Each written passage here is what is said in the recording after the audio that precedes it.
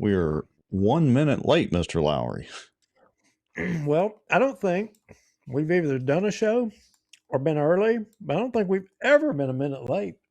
I don't think so. Maybe once? Heck, I don't know. I've lost count. We've done so many daggum shows. Yeah, no, it's like you tried to prompt me about some show today, and I was like, yeah, the odds are that we did. All right, let me switch screens here. I guess we need to make sure we're actually live. Well, there's 6 people watching right now, so I guess we must be live. I don't know. It's one of those where we're kind of sliding in by the seat of our pants. Well, I guess that's typical, but like we really are this evening. But this is going to be a fun show because I envision we're going to make everybody mad. Everybody's mad now. Well, No, I said we're going to make everybody mad. Oh. Well, we've done that before. We'll do it again. We don't care. Yeah, why not? Why not? I mean, look, if there's a show that abuses their audience, I would say it was this one. We do that. Yes, we are very good and very consistent at that. You know, they say that on YouTube and social media, consistency is the key, and I would say we consistently piss people off. Yeah, well, you got to be It's not good at something, intentional. right? Yeah, it's not intentional, but I guess it just comes natural for both of us. Well, All right. what are we gonna talk about? Well, so I've got a couple of topics here, and I don't know if you saw our screen, our thumbnail. Let me see if I can find that thing while I'm going to list off the topics. So we're going to talk about the pool situation, which prompted me for the title of the show, Pool Player. And that would absolutely be referring to Mr. Tommy Chandler's, I don't know, he's got to do something about his PR department, don't you think? Ah, well, I don't know. I think they're working on it. We'll just leave it at that. I think they're Yeah. working on it. But I Well, already took my shot on that criticism, so we'll see how that goes.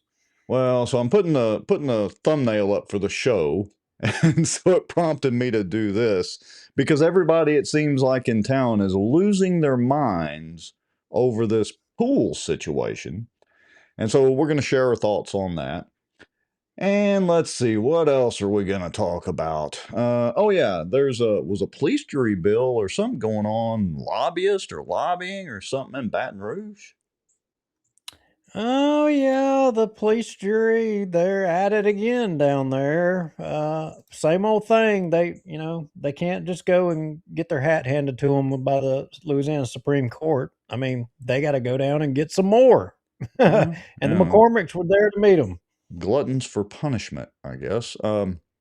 So then we're going to talk about Senator Kennedy. He came out and pretty much didn't beat around the bush his stance on CO2, carbon dioxide, and the carbon capture sequestration. Gotta love all these acronyms all the time. Sure enough, he did. And I think, what was it? What's that other little thing? Caddo Lake and water and the city council meeting. And, there's a lot of stuff pertaining to that.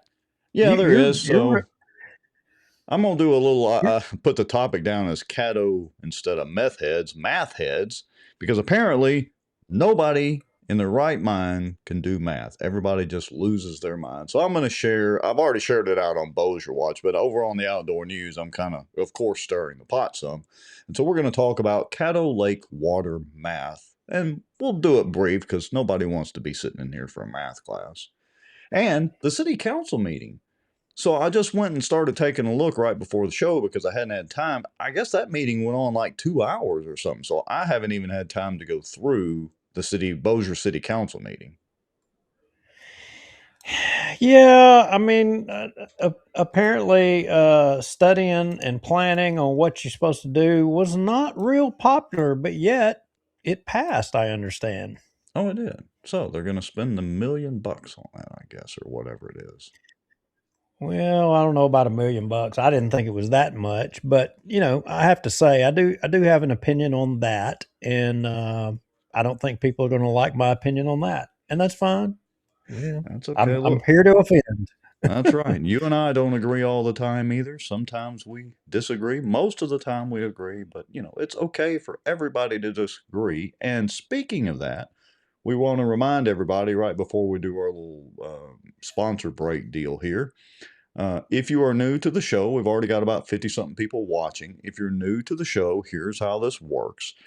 We encourage you to light up the comments. If we say something you don't agree with, light it up. Just remember one rule. A, no obvious trolling and no vulgar language. It's okay if you say a couple of cuss words, just try not to keep it or keep it away from being too vulgar. And number two, this is a live show. So if you put a comment up there, then like Miss Ann Price says, good evening, I'm liable to throw that up there on the screen, which means it's there in the digital eternity forever. So just remember those simple rules. All right, you about ready to get started? And well, we got a little bit of a rumor mill. We'll talk about that after we come out of the 30-second break. How about that? Oh God, I probably know, but you caught me off guard. I don't know, but yeah, let's go to the break.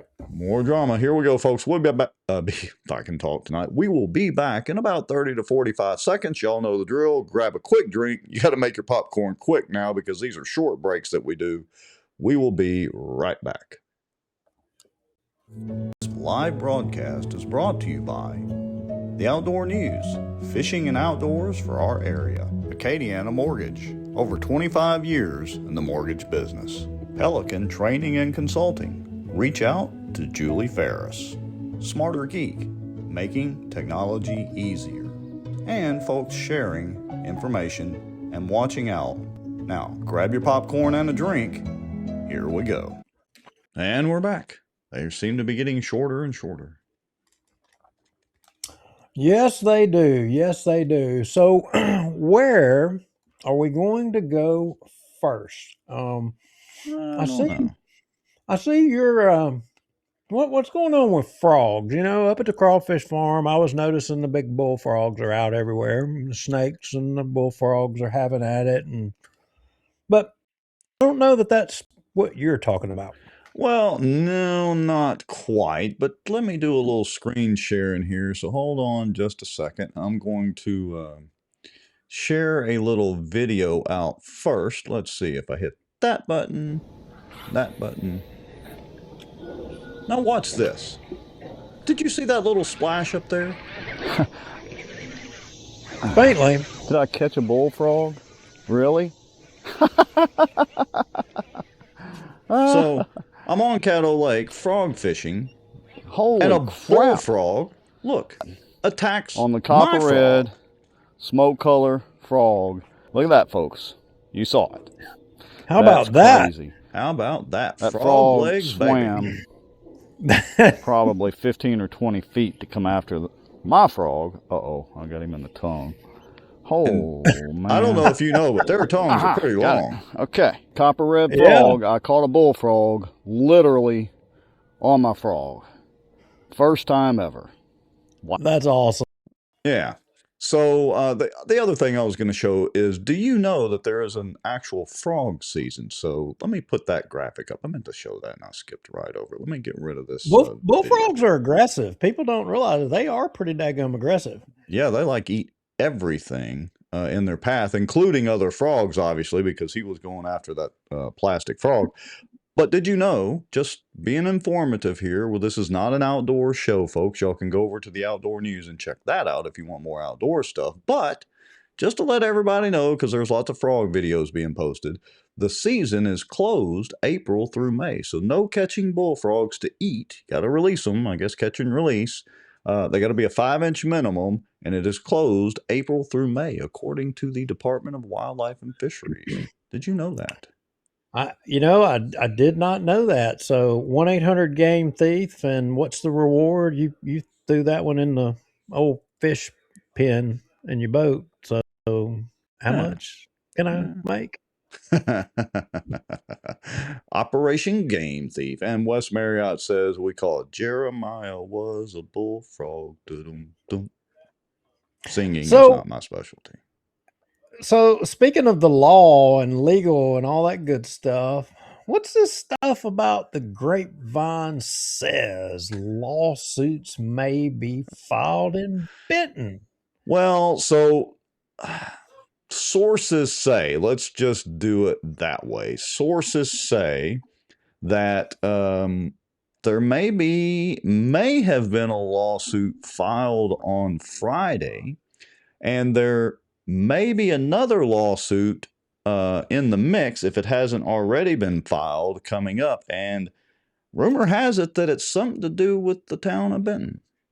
And that's all I'm going to say about that.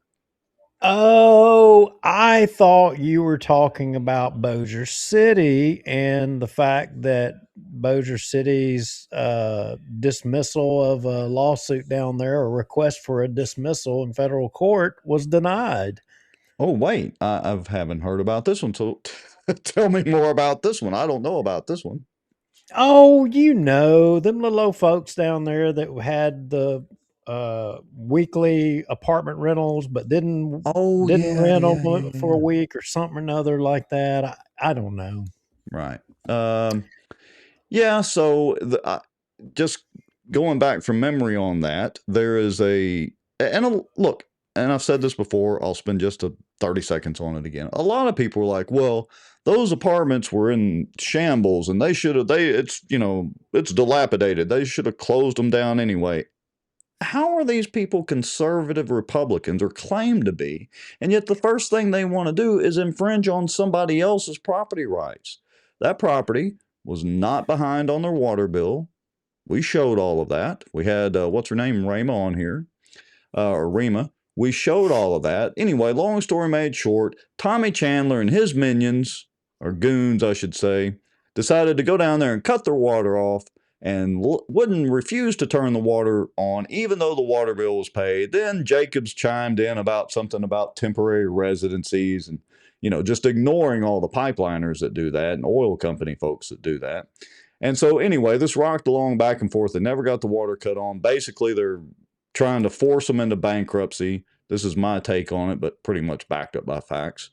And lo and behold, they have filed a federal lawsuit, and they've got Ryan Gaddy and another law firm, I think out of Baton Rouge or New Orleans somewhere, that has joined in on this. So, Well, I think the way this story will end, that the city of Bossier is going to pay out a big, large lump sum of money yes, again.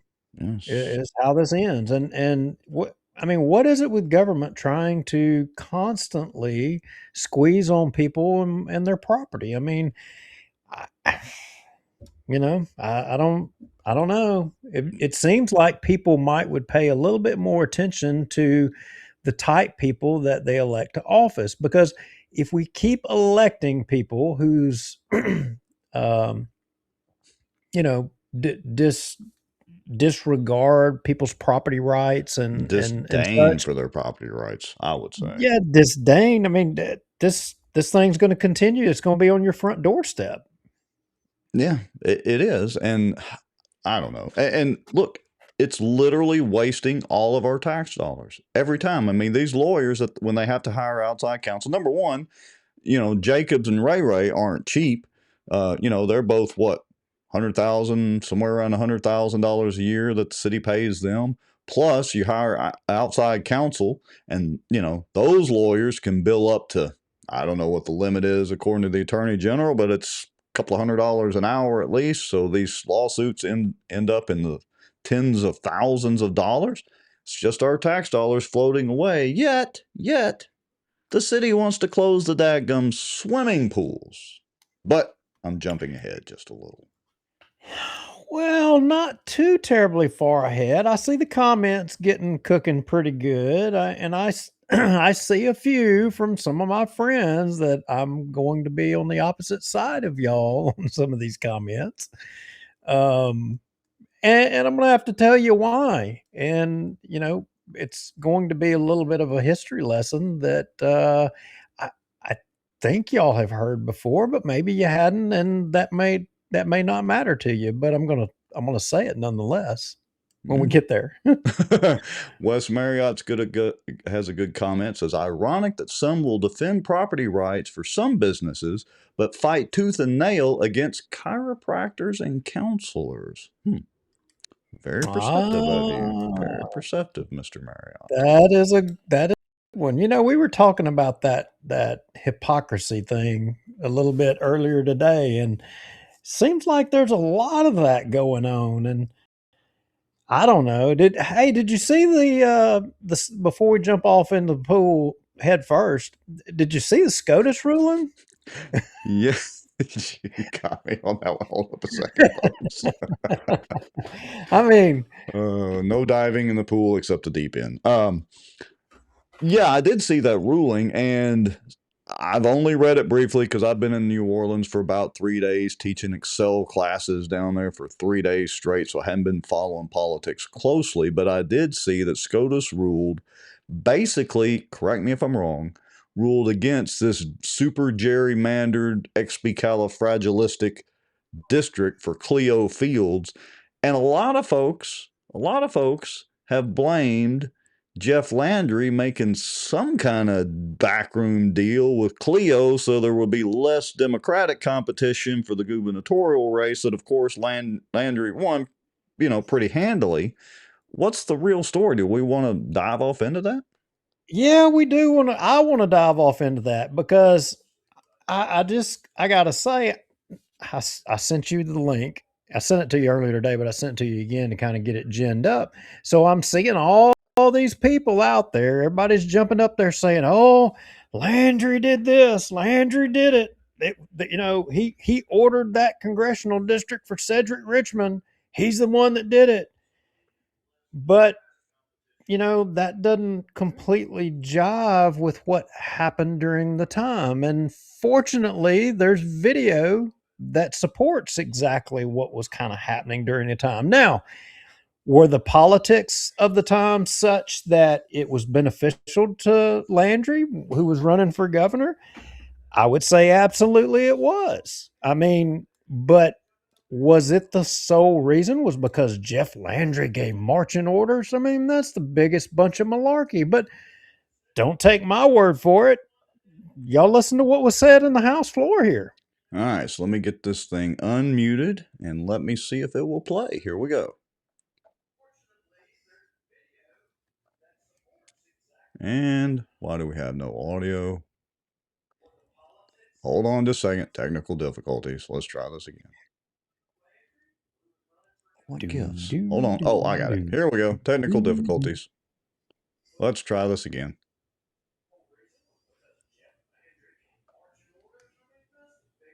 Well, you said you had it, but it doesn't look like you got it. I got it that time. Here we go. Third time's charm. Speaker. Rep Bossier, thanks for carrying the bill over here. Is this bill intended to create another black district?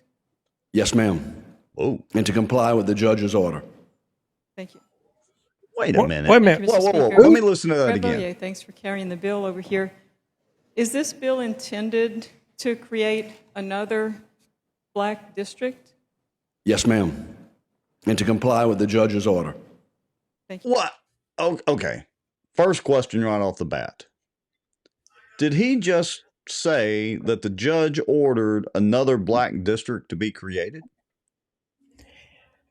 I mean, unless the English language has changed again, but for some people who, no matter what, Satan's last name is Landry, yeah, that's exactly what he said. Well, first of all, that sounds racist to me. Just straight up. Well, I think the Supreme Court agrees with you on that it is racist to draw districts based off of the color of your skin, regardless of that color. All right. I think they agree with you. Now, correct me if I'm wrong again, because I'm just going off of mental history. And again, I've been teaching Excel for 3 days straight.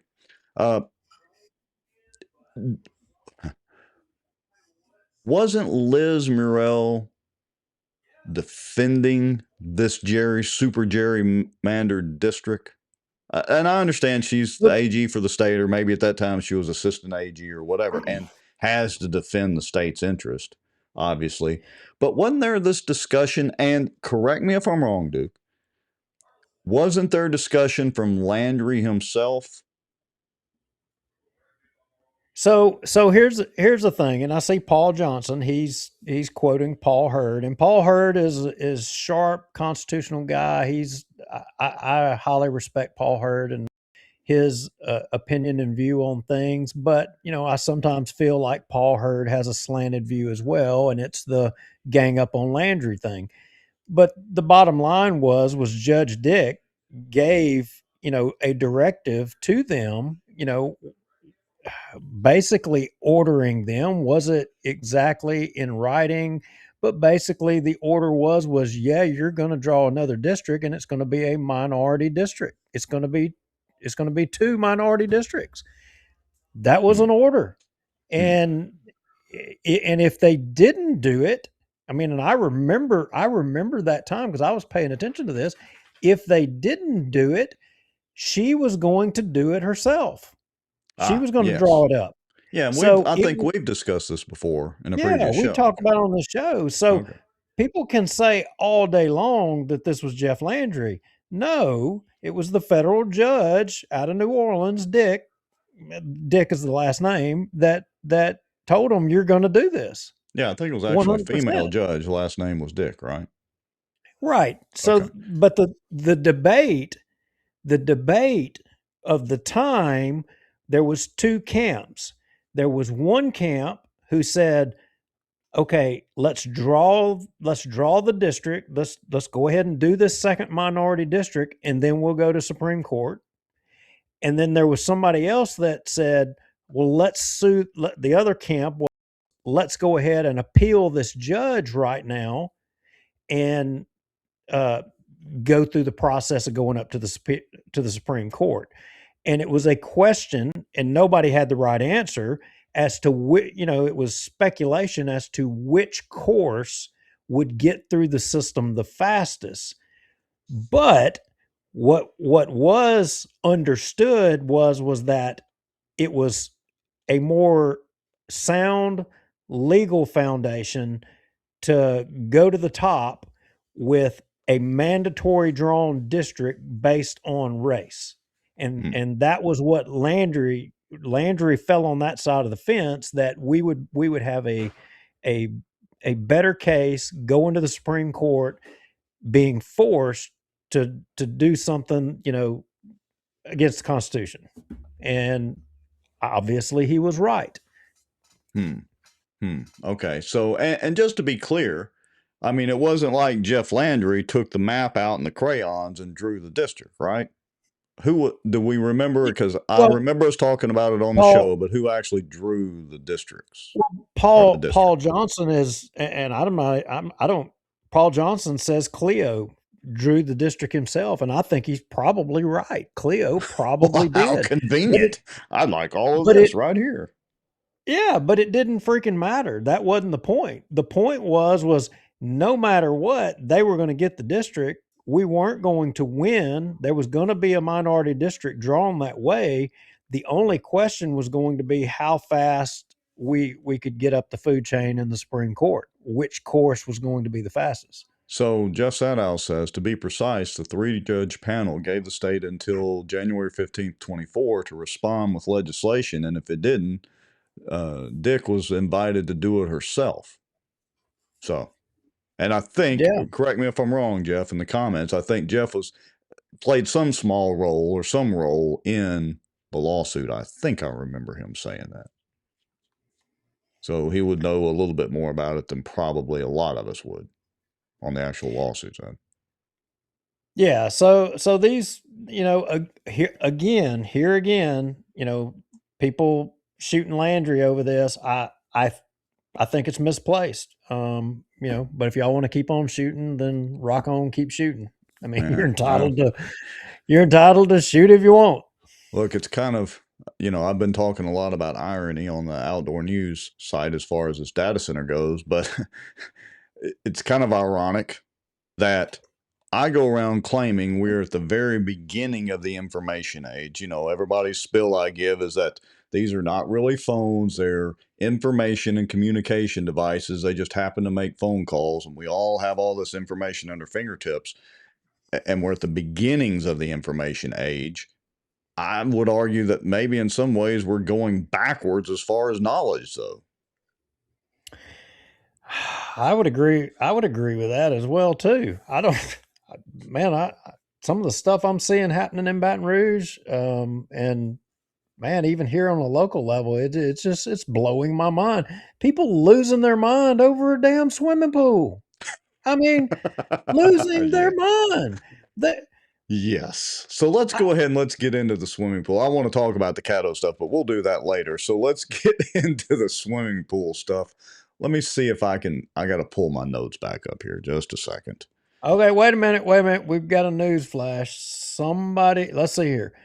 Landry backing Letlow so he can slide into her Senate seat while promising her an appointment to one of the UL president positions.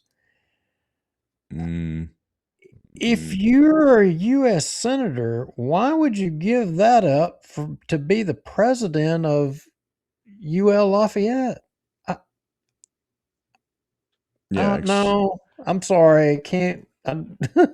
Not happening. Don't buy that one. I would think that a sitting U.S. senator would be far better than being the UL president, unless maybe they're paying more money as the UL president. I don't know. Explain that some more in the comments. Yeah, I'm interested in knowing that one too. Now, do I think that there was some kind of deal or handshake agreement made between Landry, Trump, and Letlow? There's no other explanation for Landry backing Letlow so hard, and Trump for that matter.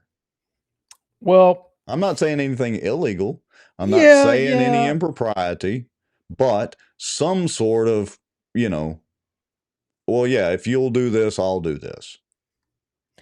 Well, I have an opinion on why this is all shaken out the way that it is, and do I know it to be a fact? I have a hypothesis and theory, but I think I would be remiss if I kind of set it out here live. I'll wait till the race is over and then I'll share with everybody what I think it is, because I don't want to get into it, because I know all of those people and I like them all. I'm very disappointed in all of the attacking between the people, and the reason is because I don't think some of the attacks are fair. I don't think it's right, and I think it's now everybody is taking things out of context, and it's just making a damn mess of the thing. Yeah, true enough. Don't like it at all. Well, and that's kind of related to Wes's comment here. Also said there's been a study on that, Rex. Kids that rely on generative AI lose critical thinking skills. Now, I'm talking even before AI in the most recent incantation of AI. Now, if you're referring, Wes, to AI as just general artificial intelligence as far as computing power and all that for the last 15 or 20 years, okay. But I'm talking before ChatGPT, before Grok, before all of these, most recent flavors of AI. I would argue we're still going backwards. And as much as I love social media, and I'm on social media all the time, we're on the platforms right now using them. It's just like people can't think. They literally can't add. I keep saying the math doesn't lie, but everybody forgets apparently they're third and fourth grade math. But I digress.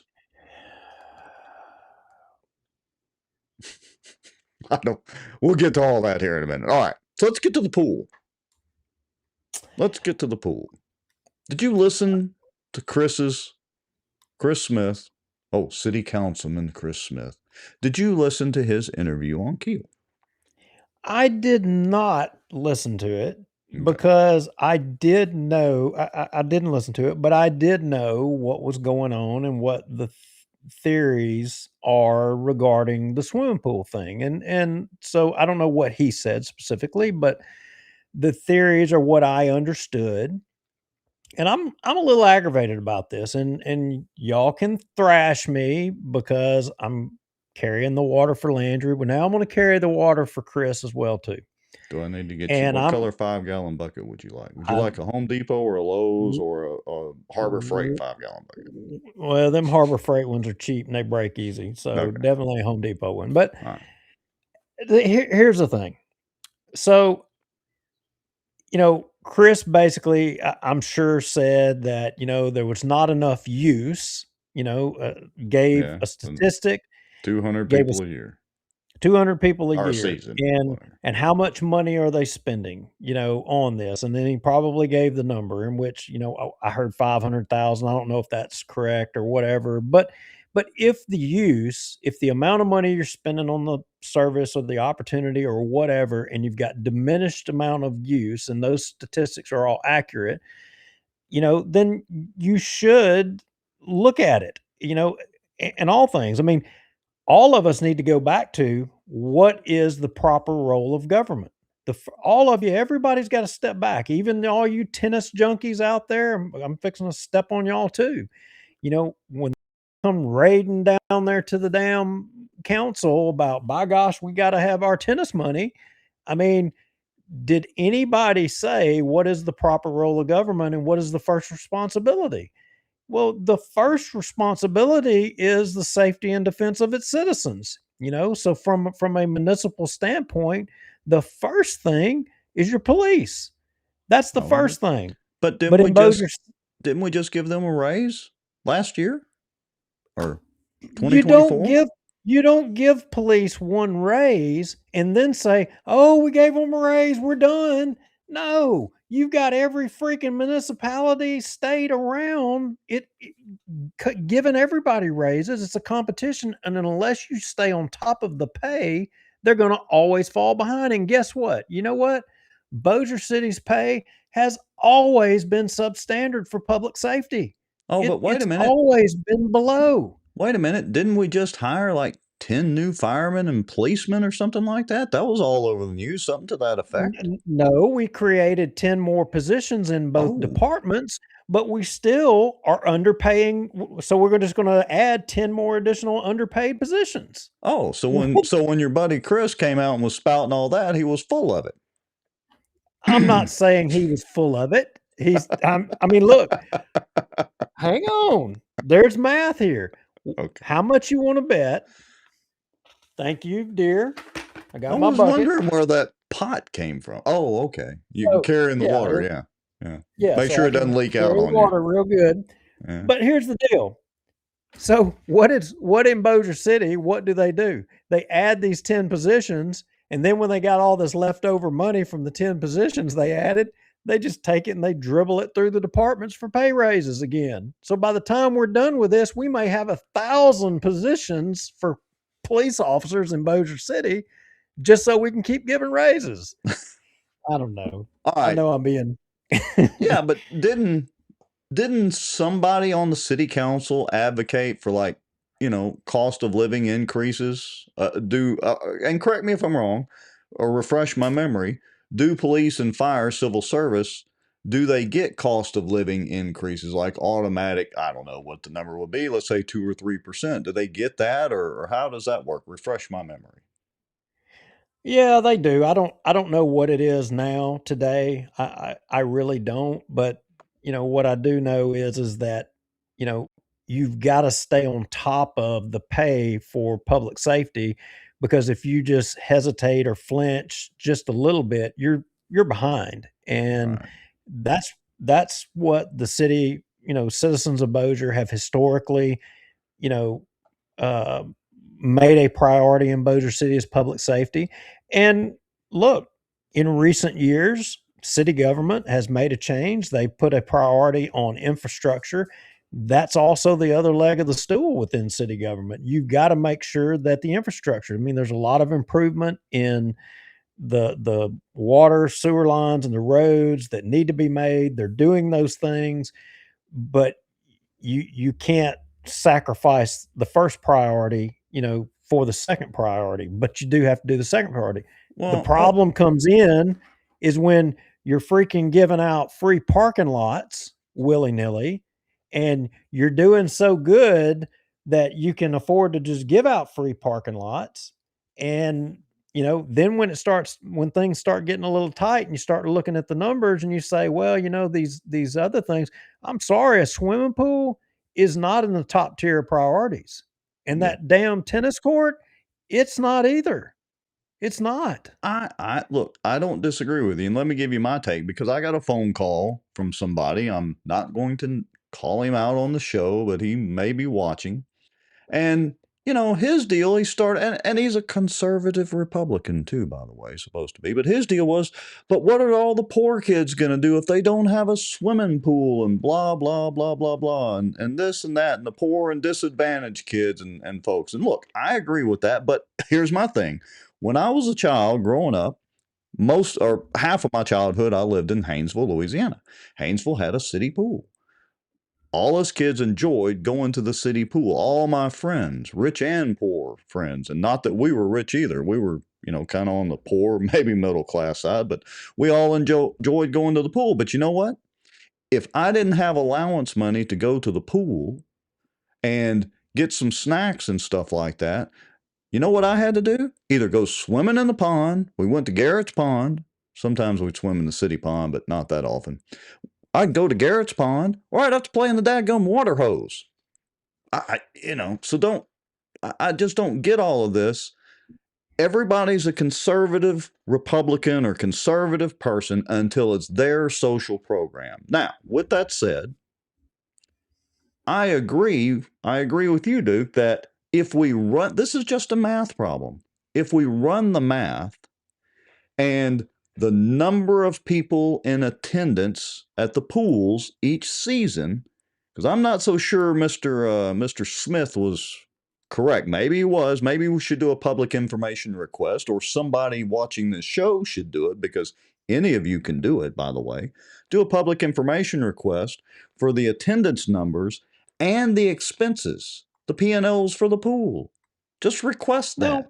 And you can do simple math and then see if the number of people attending divided by the expenses, so the revenue coming in divided by the expenses, justifies keeping the pools open. It's simple math that Mr. Smith didn't seem to have. He seemed to spout off whatever Tommy spouted off. And maybe that's correct, Okay. but Tommy, okay, I don't think well, so. hold up. Hold up. Okay. I got to stop you because I take All right. issue with what you just said. Okay. So, and I'm fixing to throw a rock at every one of the other councilmen with the exception of Chris Smith. So, who remembers about councilmen going into departments or areas within the city and seeking information or talking to employees and all that stuff? And I do remember there being pissing contests from the mayor's office that you're a councilman, you can't go directly to them. Everything's got to come from our office. So I'm confident that the numbers that Chris may or may not have articulated, I have to say it that way because I didn't hear them. I heard he them. didn't It was just 200. It was 200 people. Okay. Well, do you think he just dreamed that up? He had to get the number.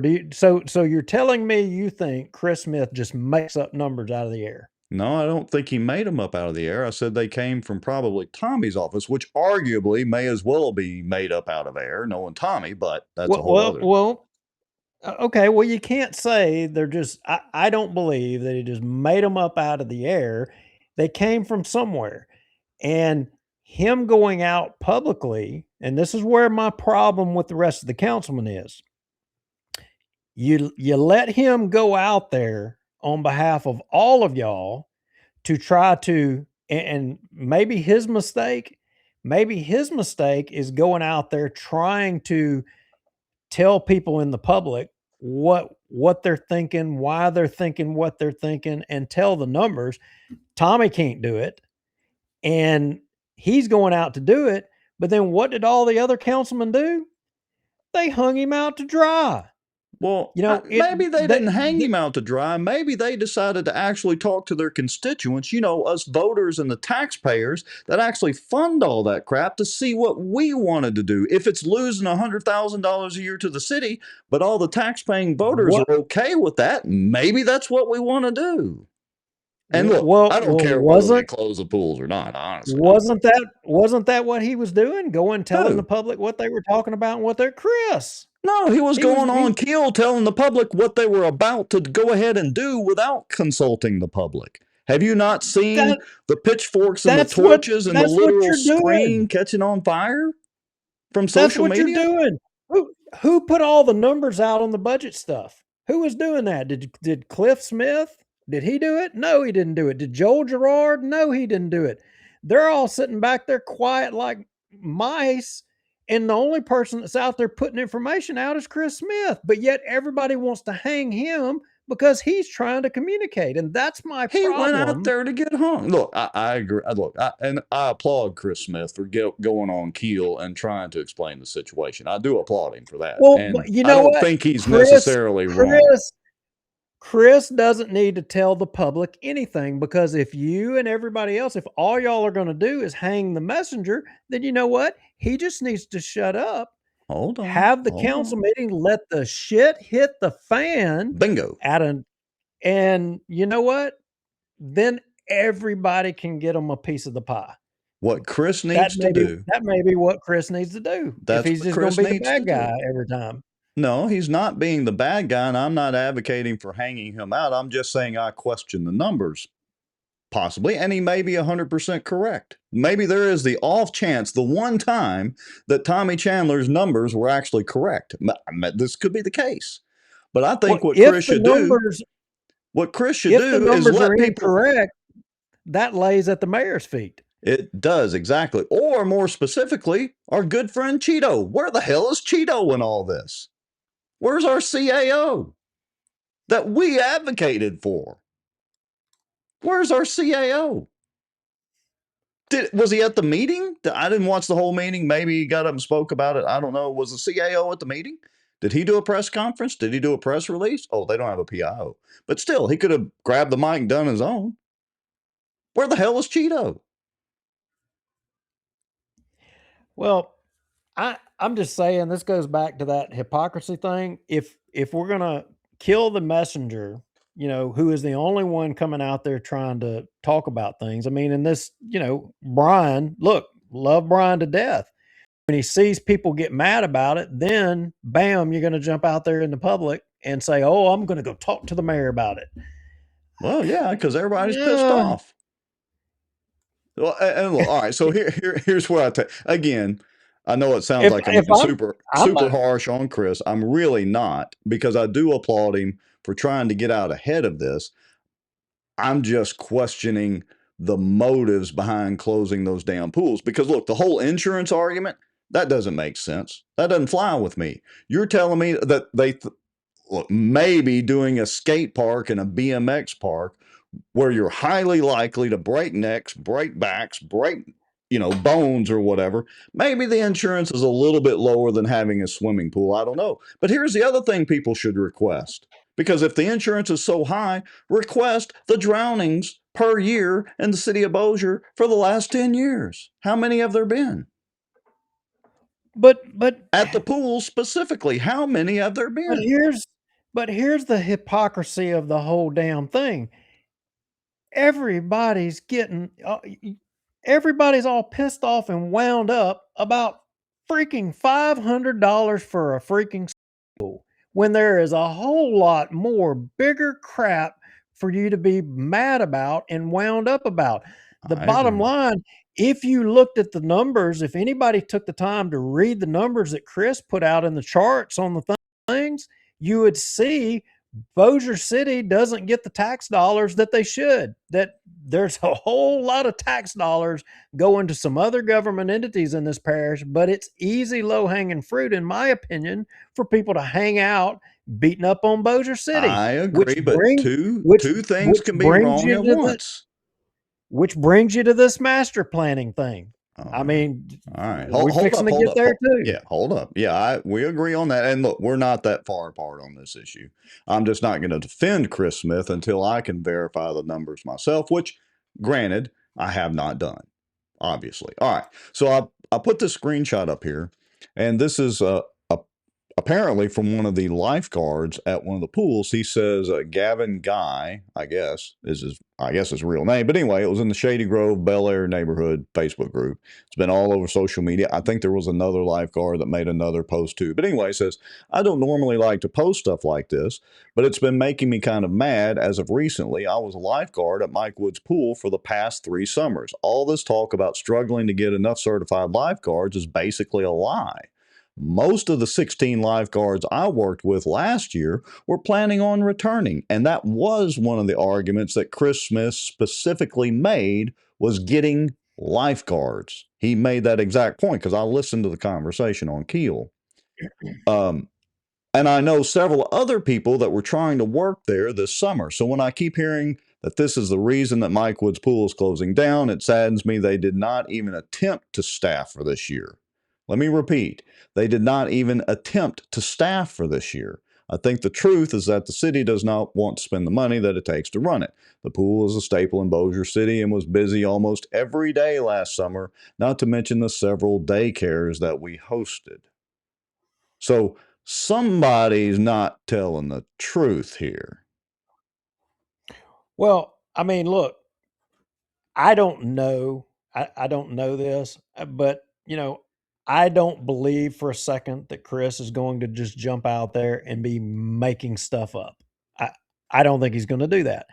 I feel with a high degree of certainty that he got a report from City Hall and he went out there. I mean, I guess the PIO sure didn't do it, but he went out there trying to, on the city's behalf, articulate the position, which automatically puts him the bad guy. He's the bad guy. He's taking point. And what did I just say? He was going off of Tommy's numbers. Well, that's what I'm saying, but I guess I'm speaking to all the people that, advocate for this new mentality of today. You hang everybody first and then you ask questions later. No, that's not how you do it. Case in point, just right now, SpaceX is supposedly coming to Louisiana, and rocket ships. We're getting rocket ships, and that's hot off the presses. And supposedly, we're going to destroy 136,000 acres of wetlands. Sounds and like everybody guess. I mean, you can guess. Everybody's wanting to go hang somebody. They've already got their target, and you don't even know any details. There's not one piece of legal document to sustain the argument that that's factual or not. But we're supposed to go hang somebody right now on hearsay, and I don't know. I'm getting tired of it. What did you say? 100,000 acres? Yeah, well, that's a after research, now it's been whittled down to 10,000 acres. Oh, 10,000 acres. Okay, so how many? If it's true, the stories keep changing. If it's true. Okay. So do you know, kind of off the top of your head, approximately, won't hold you to the number, but approximately how many acres of wetlands are down in that area or around the state in the South? Approximately. It depends on who you believe, but last number I heard was like 6.8 million acres. Oh, and we're talking 10,000 acres out of that, right? I'm not like my advocating teaspoon out of the 5-gallon bucket analogy with Caddo in the water. I'm not advocating for 10,000 acres of wetlands to be done anything with. I'm not saying that whatsoever. But what I am saying is that I think I would trust SpaceX with wetlands before I would trust a lot of other industries with wetlands. I agree. All right. So, well, Wes is on fire with the comments. He said Chris's mistake was defending a decision he didn't make and trying to be transparent with information he got from Parks and Rec that may or may not have been accurate. See, that's what I was trying to say. You did it much more eloquently than I am doing it tonight, Mr. Marriott. Yeah. And so I understand they passed their little thing about doing a master plan. Oh, yes, this whole master plan. Now the number the news media has been spouting off, I'm having trouble enunciating my words correctly. I got to slow down. So the number that the news media has been putting out is like $1 million on this master plan for the master plan for the master plan. Yeah, well, I haven't heard that, but what I would tell you is that it needs to be done. And I hear all the conspiracy theories out there. I hear that crap or whatever, but here's what I would tell you. If we had an updated master plan, or if we had an updated master plan, you wouldn't have the overpass to Benton dumping out right there, dead ending into Benton Road into a shopping center. You would have had it, ending up on Shed Road like it was originally supposed to. But because that master plan, which ironically we sought to get, we sent public information requests trying to get the old original master plan to prove and show that that's what it was supposed to do. But because it had aged and it wasn't stayed on top of, it enabled politicians to manipulate and get away from what the plan, smart people doing numbers and studies and all that crap said this is what you should do. Because we didn't stay on top of that and we let it go by the wayside, you got some screwed up crap. And so now you fast forward and you got people that are wanting to do it and get the plan in writing of what we should be working towards. And everybody's like, "Oh no, it's something nefarious. By gosh, we don't need to do this." I don't think it's nefarious. Fire alarms. I think it may be a waste of money. So we had a master plan before. How much of it did we actually follow? Well, actually, until the overpass to Benton followed it to a T. Okay. All right. I mean, widening Shed Road 4 lanes, from Benton Road all the way out there to I think almost Swan Lake or whatever, that was a part of the master plan. It changed, and I don't care. I'll tell you who, David Jones. David Well, true. Jones used to, But we have to have a master plan to tell us that we should widen a road with a lot of traffic. What the hell? no, but long-term planning, as the city grows and you develop the traffic stuff like Benton Road and Airline Drive, they knew that crap was coming. The It master still plan, sucks. it still sucks. I don't And drive up and down Airline Drive unless I can't avoid it. But my point is, Right. and Wes, like Wes says, it's grossly deficient. He's right. It is, and it needs to be. It should have been done a long time ago. And had it been done, your overpass to Benton would have been dumping out in Shed Road like it was supposed to, not dumping more traffic up on Benton Road, causing a problem. But the public So here's being the thing. worried, the public being worried about a swimming pool rather than some of these bigger issues is part to blame with it, because they don't feel like they have any control over these other bigger issues, like the stupid monument in the roundabout that they spent $300,000-$400,000 on. And no matter how much people griped about that, they just did it anyway. So people don't think they have any control over that. But they do want to have some control over their swimming pool where they take their kids. They thought they didn't have any control. They didn't. Because the damn monument's still there. I know, but that started before this last round that we proved that you can have an impact. You can get involved and have an impact. Look, we did have an impact with the help of a whole lot of people with the term limits, yes. But did we stop the monument? No. Did we stop the Parkway ramp from coming down not on Shed Road? No. Once that machine got in motion, it was a steamroller. But people do see that they can have an effect on the swimming pool where they literally take their kids.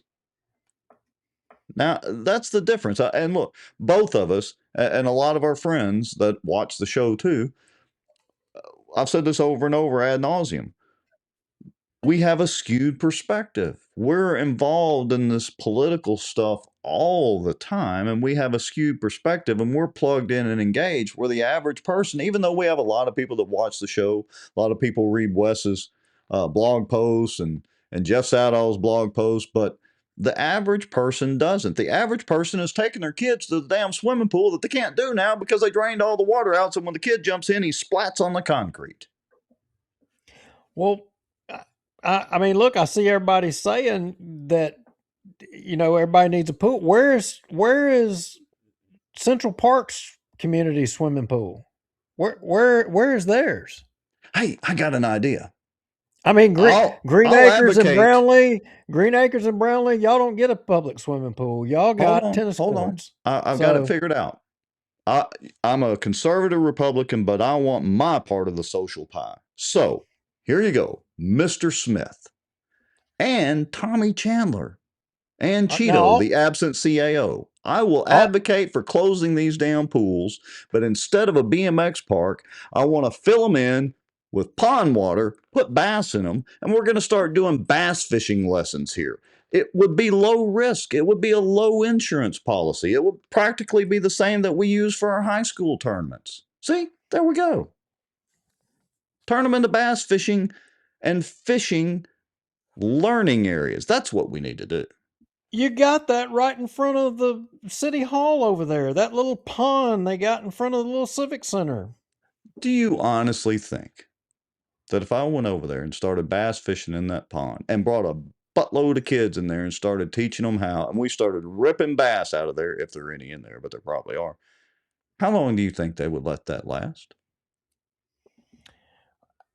All they got to do is put a license fee or something or other, and it'll last from now to eternity. There you go. If we paid for it with our tax dollars, and we got to pay for it again and again and again and again. Okay. I can tell you that there was a time that there were a lot of fish in there, because now we're getting to the truth. I heard rumor of police and firemen putting fish in there. That's transferring fish, highly illegal. That's all I know. Louisiana.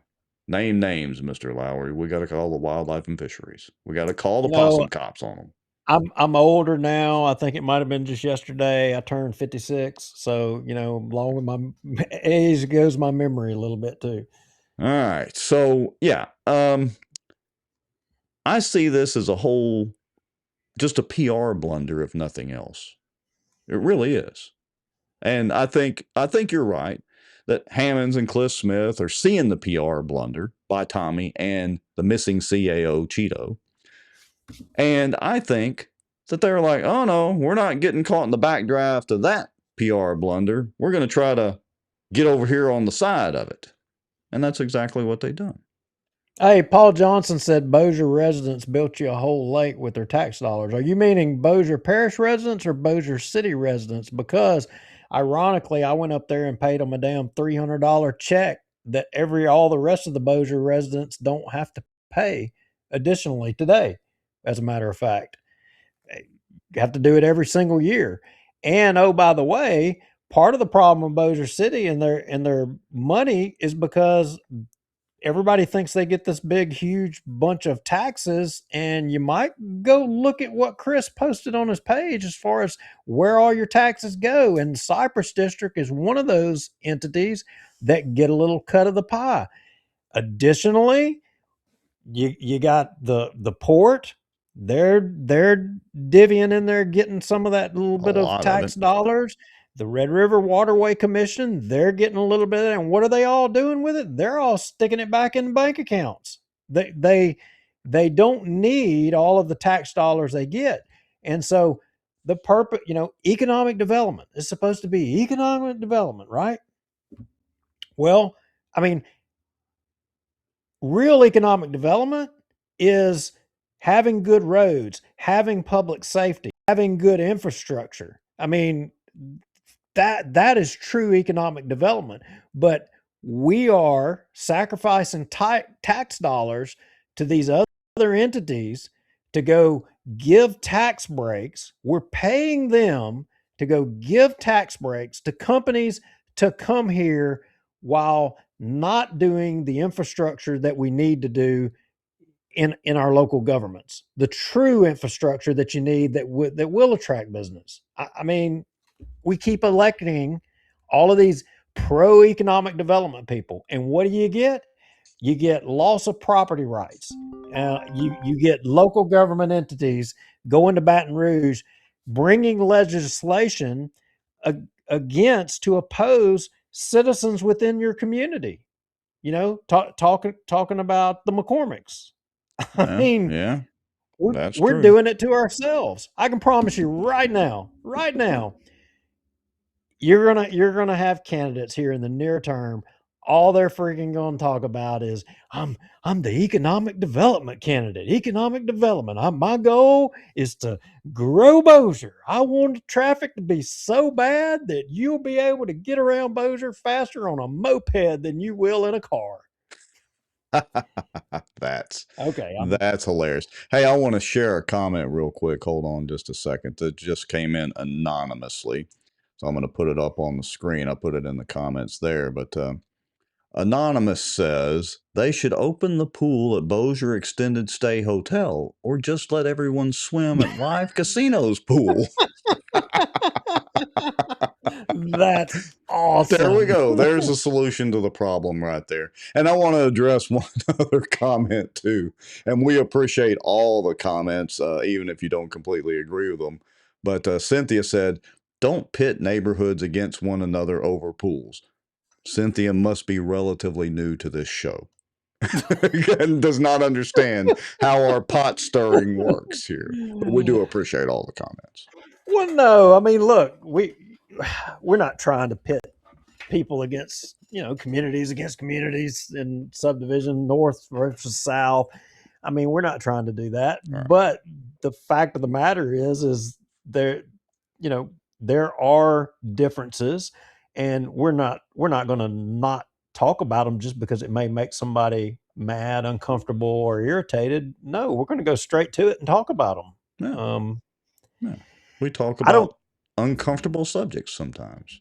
Yeah, I don't like the government funded tennis court thing up there anyway. I don't think the city should be underwriting that crap. Now somebody's going to say, "Well, dadgum, Duke, you're just against all. You got to have something." I mean, I got one friend that says that we need to open up and lower the age of drinking and let teenagers and stuff drink, so we'll attract people to come here just for that. I don't know about that one, but when I was growing up, there was the loophole. It was 18. When you were growing up, same thing. We're pretty close to the same age. yeah, I don't know. All right. Let's see. All right, so that's the pool Well, situation. And again, we appreciate all the comments. Light us up in the comments and the other posts we made about the pool deal and let us know what you think. What do you got, Mr. Lowry? well, Joey Harmon, he says alternative sports facilities are new to Bossier. We see the millions our city spends on baseball, football, pickleball, and pools. We just want an equal opportunity. 100% right. Fishing. I agree. I don't disagree that there's a disparity in money spent on baseball and softball and all that kind of stuff, like the Tinsley ball field thing. I mean, how long have we argued about that the public, the citizens of Bossier, don't really get the benefit of that? It's Right. basically built for not Bossier City citizens, but economic development. There you go again. It's more economic development. You got to be on the list. Got to be on the right list to get the benefit of that. But y'all vote for these people and enable that. Yeah. I mean, It's all of our fault. It's all of our fault. So Miss Jerry says, are y'all golfing in Tommy's tournament? If so, why? Now, to be fair to Tommy, which I usually am not fair to Tommy, I like him personally. I think that's just a big fundraising thing, because he's obviously going to run for mayor or whatever office he's going to try to run for again. So, he's just trying to raise money. I mean, I won't say it's a private deal because it's part of his campaign, but if I remember correctly, that golf tournament is to benefit his re-election campaign, I think. Maybe he donates some to charity. I don't know. Yeah, just look, I'm glad people are, and y'all don't take me the wrong way. I mean, I'm glad people are showing some emotion about the swimming pool thing, but I just wish, and it comes across hypocritical to me, that people will make a big deal about a swimming pool, but on a lot of these other important issues, you don't even make an effort. And True. you know, that's what gets a person like me. Yeah. That gets me to my core. Very, very true. Okay. This police jury thing down in Baton Rouge. What was going on with that? Case in point, you know, it would be too much to ask for folks to take a position on a piece of legislation by emailing the members of a committee, you know, to say how they feel. You know, when you have these bills come through there, you don't really have that much interaction on it. You know, you might get 5 or 6 or 7 or 8 people that'll in total support and oppose. And this is one that, you know, you might would have been interested in. We've covered the McCormick case before. The McCormicks bought a piece of property off of Swan Lake Road some time ago. They went to get a building permit to build their house. I think their house, what was it, Rex? Did their house burn up that Yeah, they I had think out there? Yeah, it burned up. They rebuilt a new house, and basically the police jury, to put it simply, tried to, I don't know if blackmail or just plain out extort them would be the correct terminology. More correct. Well, they wouldn't give them a building permit to Right. build the new house Unless they gave land to the police unless jury. they gave away land to the police jury to make the road on their private land to go to their house to be a public road. Right. And they spent the money, went all the way to the Supreme Court, and the Supreme Court agreed with them that that wasn't right. And the issue come down around prescription, meaning that, and you guys are all, every single one of you, you know, there's 80 to 90 of y'all watching right now. And every single one of you, if you buy a piece of property, you buy a house, this issue applies to you. Because if you purchase a piece of property and a deed is filed, you're not done. Because when you do that, you're going to, as a result of this now, be mandated to let the police jury know that you bought this piece of property so that if they have an objection, they could voice it. So basically, you got to get their permission. Right. Well, get their permission and hope they don't try to blackmail or extort you in the process, right? Well, I'm going to assume that they want the option to determine whether or not they want a piece of your property or an easement through your property, you know, which was the case with the McCormicks. But I digress a little bit. Let's go to the video and let some of the words spoken at the meeting. And ironically, somebody in the comments, I think it was Haygood, says, anyone know why Princess is so upset? I mean, allegedly, she was down there advocating for this. Now, I don't know for a fact, but I'm heard she was there to support this new rules or stipulations on your property. Yeah, and I think she had spouted off some deal on a Facebook post. I won't go into all that because we did a whole show on the exact same subject with the exact same little princess. But I'll just say this, she's looking out for her own self-interest as a member of the police jury and somebody who would have the power to wield. And I would say, as a member of the police jury as a whole, again, is attempting to now engage in legal extortion or blackmail if they get this passed, in my opinion. So there you go, little princess. How about that? Well, let's let the South Louisiana legislator who this bill came through articulate his bill a little bit on the intro here. 3646. Play when you're ready. House Bill 793 by Chairman Muscarella provides relative to recorded instruments affecting subdivisions.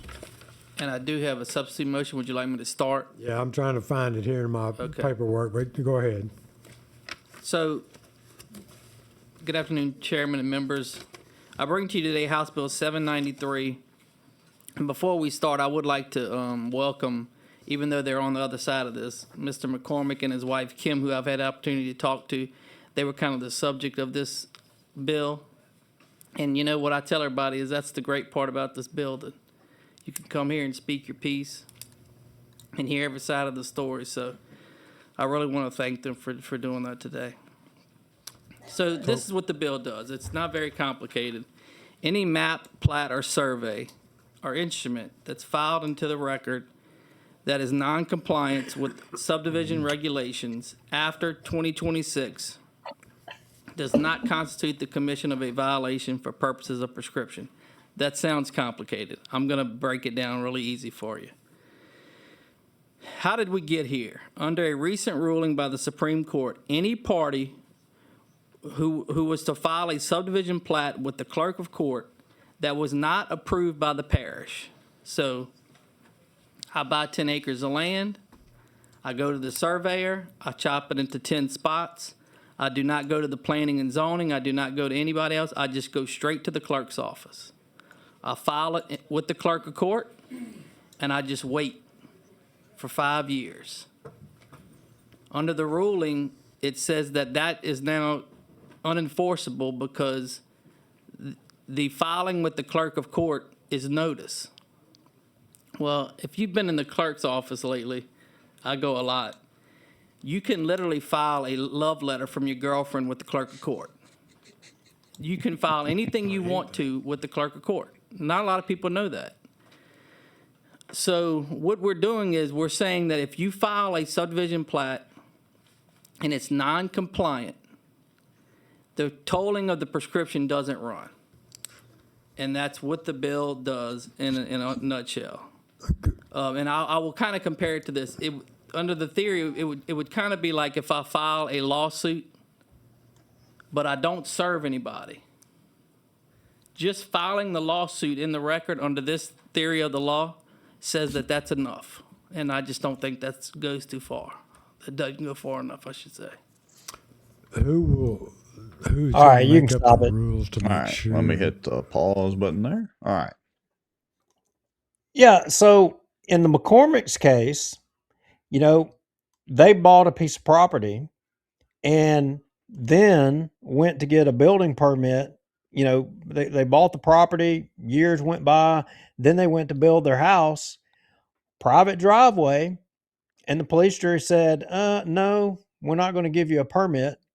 But if you give us the road, your private driveway going into your property, you know, then we'll issue the permit. And oh, by the way, you're going to have to pay to bring the road up to a public road standard, you know, for us to do it. Mm-hmm. And they fought them and went all the way and won.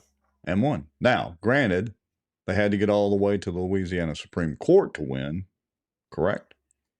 Correct. Okay. But they did win, which, of course, cost all of us taxpayers that pay any taxes that the Bossier police jury is responsible for.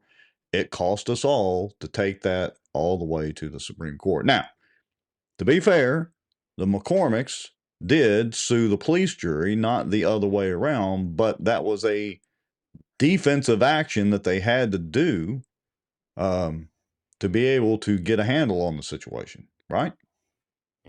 Yeah. Now what they're saying is that in theory that a developer could buy some land, divide it up, file the papers, and then after, you know, prescription means after a set period of time, the ability for government, meaning the police jury, to oppose or stand in the way of the developer, you know, then building houses on multiple different lots. You know, I get that argument. I see what they're saying, and it's a way that, say, a developer or somebody like that could game the system. Right. The problem for me on this is that, you know, just like the McCormicks, if you've got somebody that has 140 acres of land and they suddenly want to build a house on their 140 acres of land, they're not subdividing anything or just they just want to do it. The police jury, they're going to be trying to get what if I want to build it on the right in the middle? I mean, halfway back of 140. Now the police jury is trying to say, oh well, you're not going to get a building permit unless you give us a damn road or give us a piece of your property. Well, I mean, I'm having a hard time wrapping my head around how this can be right.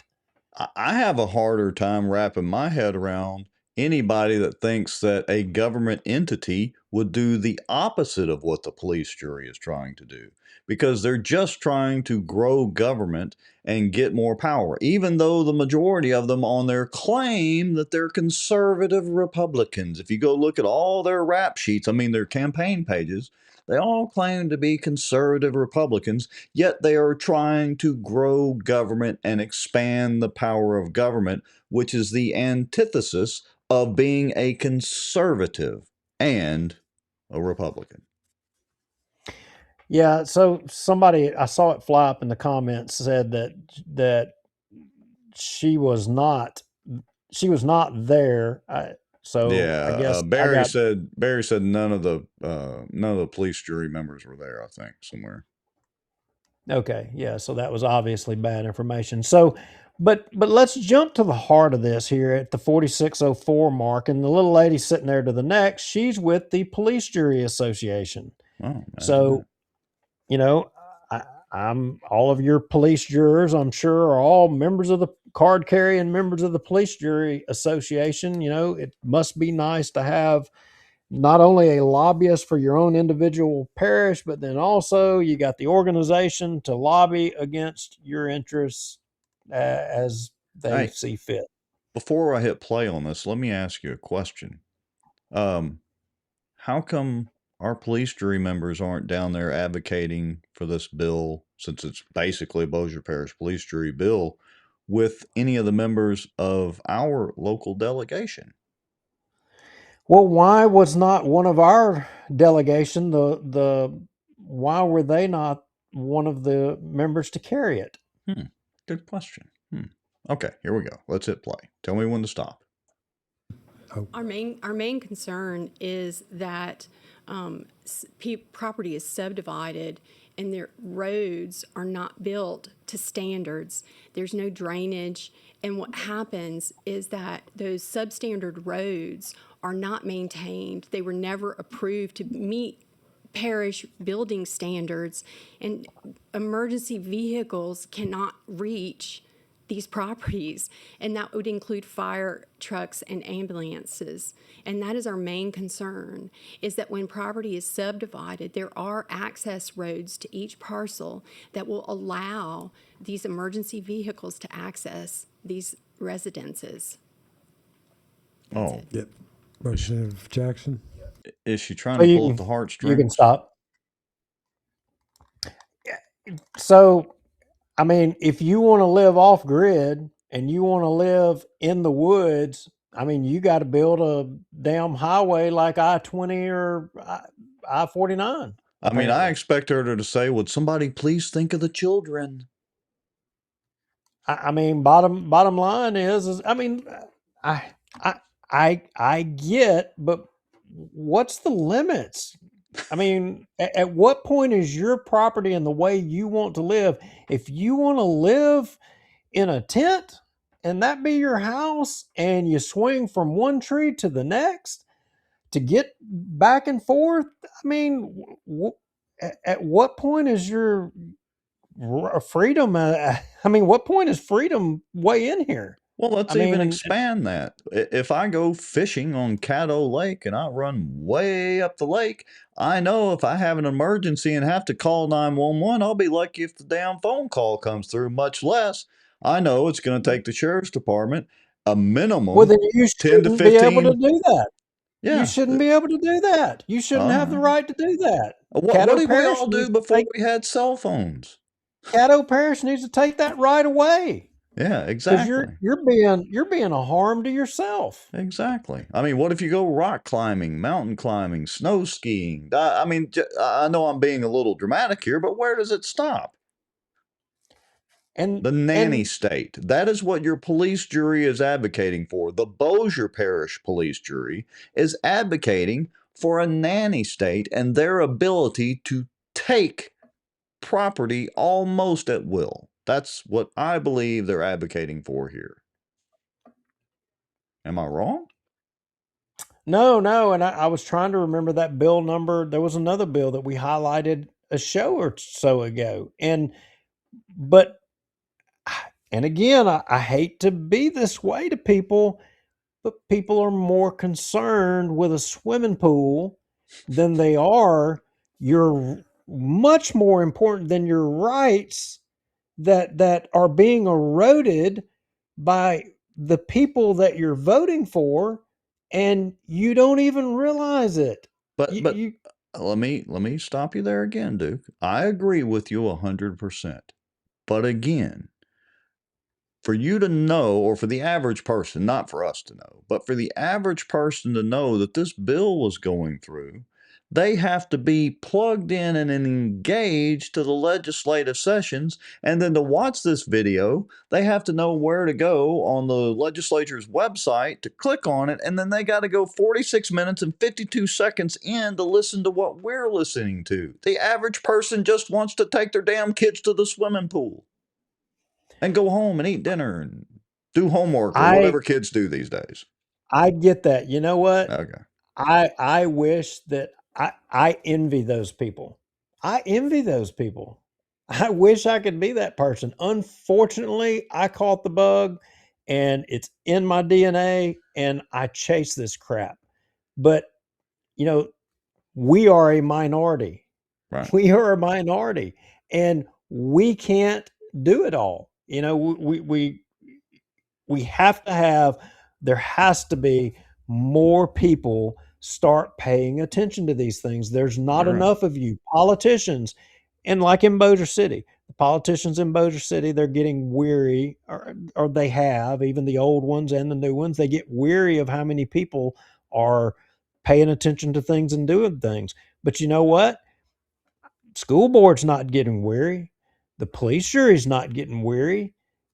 The bottom line is there's not enough people paying attention to all the different things that all these different government bodies. It needs to be more people. That's the bottom line. You got to get involved. You got to be asking the question. I will say a hat tip to a lot of people. I saw we got tagged a few times about a golf course in South Bossier that was formerly owned by a Chinaman that has now got some kind of invasive trees being planted on 9 of the former 27 holes out there. And I don't completely know all of the backstory, but social media was an equalizer in that case. People were blowing up one of the police jurors to answer questions regarding that. I think they went a little far because it kind of sounded like they were accusing him of something.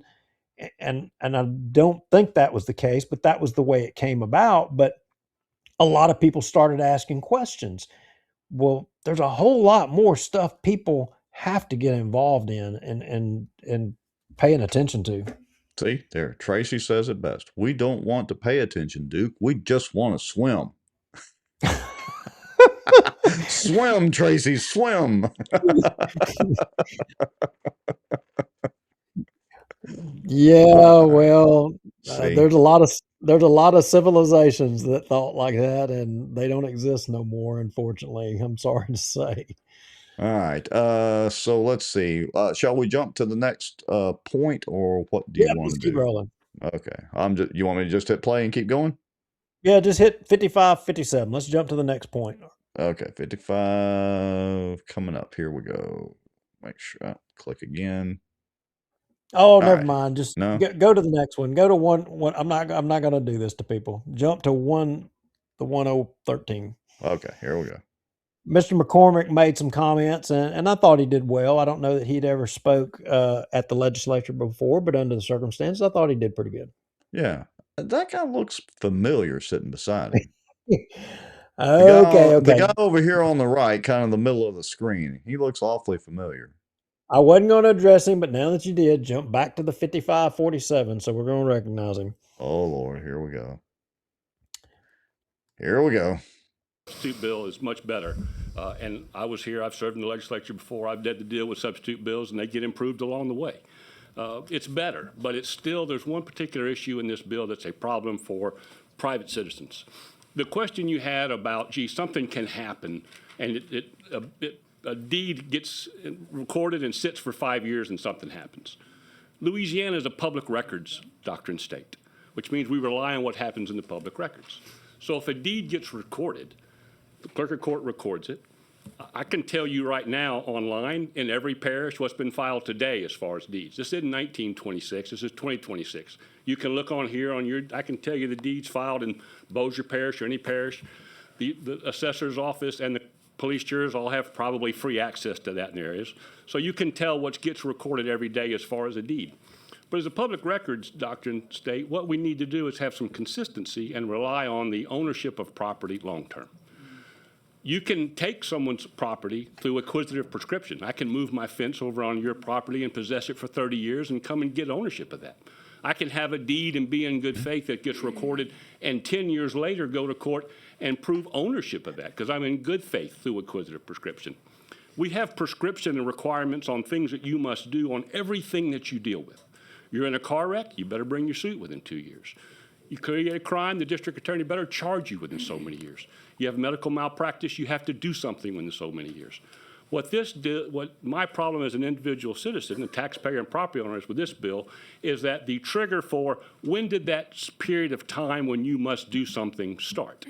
And what the court has said, and the Supreme Court has said, is that the recording of the deed is notice. If the municipality wants to make a rule that says you have to do something when you record your deed and you don't do it and you record your deed, that's the action. That's what should be the objection. There's been something that's been a problem. And that is what would start the period of time that the legislature has set out of when a municipality must act. Let me make it your neighbor. Your neighbor's doing something on their property that violates the homeowners association restrictive covenants. If they do it for too long, then they get to keep doing it because you didn't bring it promptly. You didn't bring it timely. The right to enforce that has prescribed. Here, the police jury has 5 years from the date of recordation. If they think they need to make an ordinance that requires property owners to record something specifically, and they get recorded, and they can look at it every day. It's in the same building, the police juries and the assessor's office is going to work them down, and the police jury has access to them. They have 5 years to look at that deed and say, hey, Mr. McCormick, you didn't do something you're supposed to have done. And they have 5 years to go to court and seek, and they can fine them, and they can put criminal penalties and civil penalties, but you have to do that within 5 years. Just as you would, Representative Cox, if you were in an accident, bring it in a certain period of time. Medical malpractice, a certain period of time. You want to prosecute somebody, do it within a certain period of time. We think, as property owners, that 5 years is enough time. And what this bill does is say, hey, if you're not going to follow a local ordinance, when you record your deed, you also have to send us written notice that you're not complying with that. Okay, we got a 3 minute. All right, rule. so you can stop. I'll let you. Okay. I thought, I mean, that's Jeff Thompson, former adversary of mine. I have to give him credit. I think he articulated. He did well. I think he articulated it well. I have to acknowledge that. Yeah, he did. Made it pretty plain to me. Did everybody else understand that? And in full disclosure, he's also an attorney. He's not. I don't know whether Mr. McCormick hired him, Jimmer hired him or not, but he's also an attorney, by the way, so he knows the legal system pretty good. Well, he's a judge, so he's not. I don't think he's practicing. Not practicing. Yeah. I think only the city of Bossier attorney or city judge, Santi Parks, gets to have a practice and still be a judge at the same time. Yeah. But either way, he's obviously familiar with the legal system as a judge and attorney on pause or whatever the term is for it. All right. Shall we jump up to the 1 minute mark? Yep, let's jump to that mark and we'll listen to Mr. McCormick articulate a few points, and then we will move on and we'll let go of this one. Yeah. Completely. And my comments are, you have to ask yourself why Bill 793 is even here. Why is 793 being pushed by the Bossier Parish Police Jury municipalities? Why are rewriting a law that has worked for 70 years and was recently reaffirmed in my case and my wife's case by the state Supreme Court and the Second Circuit Court of Appeals?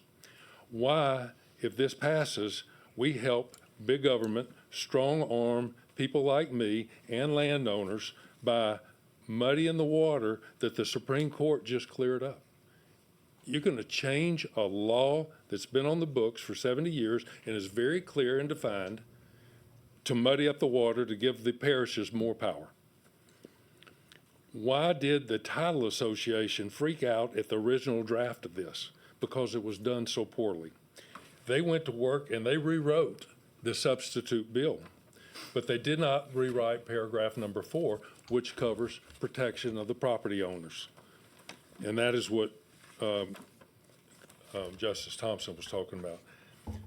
Paragraph 4 leaves very unclear where prescription begins and how notification occurs to the government body, which the Supreme Court just cleared up in the law. So you really don't even need Bill 793. They already told us how to avoid the loopholes. Current law defines it, and the Supreme Court just agreed. Passing this would open up more strong arming by Bossier Parish Police, jury, and municipalities, and letting them choose what notice of prescription is and an unlimited time to exercise it in the future. Currently, we are grandfathered to the original use, not to these new subdivisions. I bought 120 acres, or we bought 120 acres in a 140-acre tract where there are already homes. We already live there. We already have our services. I needed a $500 building permit, and I owned all the way to the public road, and they spent $350,000 because they wanted me to donate part of my property and not pay for it, and pay to bring that road up to standards because I bought 120 acres. That's not fair, it's not right, and had it not been for this law and the way it was written and the way prescription began, which was the deed filing. And let's talk about the deed filing. How easy is it for the Bossier Parish Police Jury to get the deed filed? All they have to do is email the clerk of court, give me a list of split outs this year, write a letter to those split outs, and that interrupts prescription. It's that easy. You don't have to rewrite a law and muddy the water. Thank you, Mr. McCormick. He laid it out pretty good. Yeah, he did. I thought he did a good job. And they went on for a long time. They really did. And all of the reps asked a lot of good questions. And I thought they were on point. I thought it was good. Yeah. Hey, I want to address one comment real quick. Yeah, I agree. That was a good spill by Thompson. Good spill by Mr. McCormick there. Cynthia LaChapelle, I hope I said that right, Cynthia. Y'all are acting like bullies by decrying all of us who are fighting for the pools. I want to commend them. We view it differently. Obviously, if I'm doing anything, it's better than belittling someone for speaking up, and y'all have no knowledge of what we pool people are involved in regarding governing legislative matters. Look, that may be true, Cynthia. Maybe you personally, or you and friends of yours, write letters all the time and send emails. You're right. We have no knowledge of that. We could do a public information request and get that, but maybe you do that. I can tell you and I'm just speaking for myself, so Duke can chime in here in a minute. As somebody who watches most of the city council meetings and pays attention to a lot of the police jury meetings and all that, and has attended many of them, it's usually crickets there. Unless something like tennis or the pool situation. What else, Duke? What am I know I'm missing several of them. Or obviously term limits. Unless that comes up, it's usually crickets at those meetings. Am I wrong, Mr. Lowry? And I'm not saying you personally, Cynthia. Maybe you do stuff that we're unaware of. I get it. But that's what we're referring to. Yeah, I could public information request the legislature for individuals that have filed green or red cards or taken positions on issues legislative And I know that I have been highly active this legislative session. If anybody wants to do a public request to see mine, by all means, I challenge you to do it, because I am honestly $70 to drive down, $70 to drive back. And you know who pays me? Nobody pays me. And I've been going down damn near every week. And, watching all of these council meetings, watching these police jury meetings, you see who speaks, you see who sends in messages. And I can tell you, there's not a whole lot of people doing it. There's not. It is a minority of people. So for people who are actually, going after some of these things, you need to look at the other side of the equation. It pisses some of us off to see people you getting all mad about a pool, and you're not looking at the whole big picture of government and all the other things that are a whole lot more egregious than just a swimming pool. Now, I get that some people and everybody has life events and you have things going on, and you just have to check out. God knows I've had to check out before, because just so much. It's too much. I get that, but my overriding point is there are so much other more egregious things than just a swimming pool for people to get mad about. You should be enraged about some of the other things that are going away that are truly eroding, your way of life, and I mean, your freedoms. It's happening, and it's happening from people that it shouldn't be happening from. It's happening from people who tell you that they're on your team, and they're not on your team, and you're never going to know. Yeah. And look, just as big an advocate as I am, and we both are, for social media, and obviously that's the platform that we've used since day one, over 300 shows, really. The social media is just the way to get people fired up. And out of getting, let's say we fire up, I'm just going to pick a number. Let's say we fire up 100 people on a particular subject by putting something out there on social media. We know that 10% of those people will actually get fired up enough to think about taking action. And out of those 10%, only half of those people will actually send an email or send a message or whatever to their politician. And only half of those people might show up to a meeting. Now, I'm pulling those numbers out of my rear end, but I guarantee you I am not far off on that. Yeah, Jim Morrison, or John what's his name, for the Doors, Jim Morrison, whatever. He wrote that song. He talked about how it takes an event to inscribe itself on people's memories for them to take action, or something like in one of his songs or whatever. And it's so true that few people take action and do anything.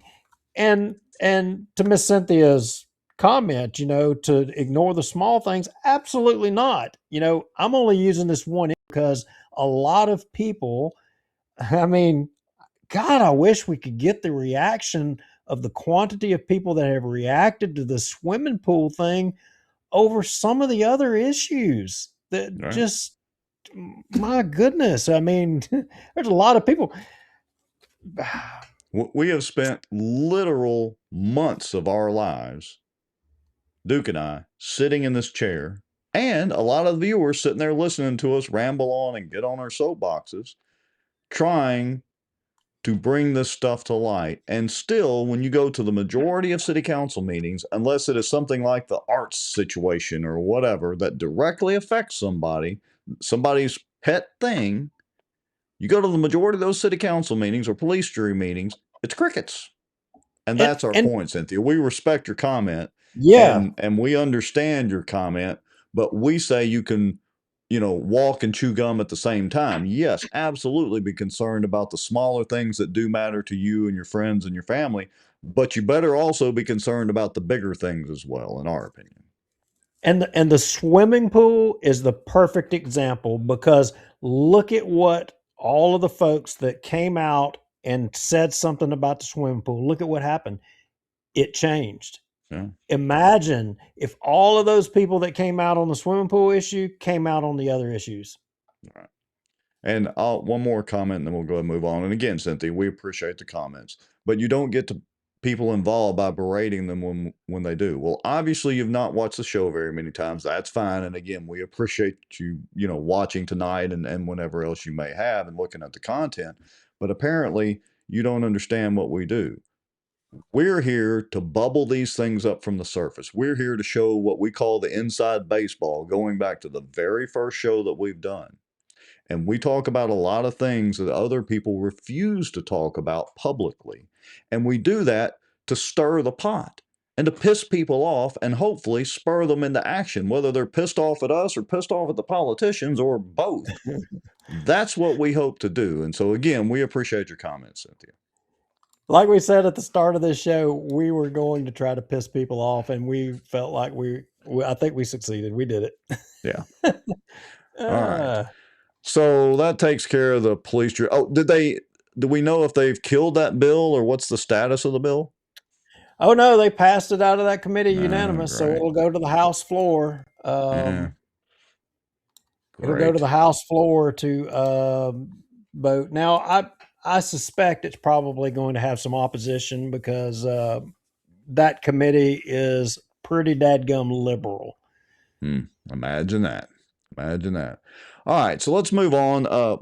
Let me spend a few minutes on the Caddo Mathheads, and then we'll kind of wrap up the show with Kennedy and his carbon capture deal. So, as most of you know, Duke and I have talked about it on the show. I also recorded, I think I have the only video recording of the Blanchard Town Hall meeting with the representatives from Stack Industries and the mayor of Blanchard and all that, and SWEPCO, where they were discussing and basically presenting publicly, finally, the whole NDA discussion. But anyway, they were presenting it publicly at a town hall meeting. And honestly, it was a good discussion because it changed my mind. Not completely, but gave me a pretty good new direction on this data center and its effect on Caddo Lake. Now, obviously, we have another data center being put in just north of Benton. And so it's following a similar track. It's going to draw its water from Bossier.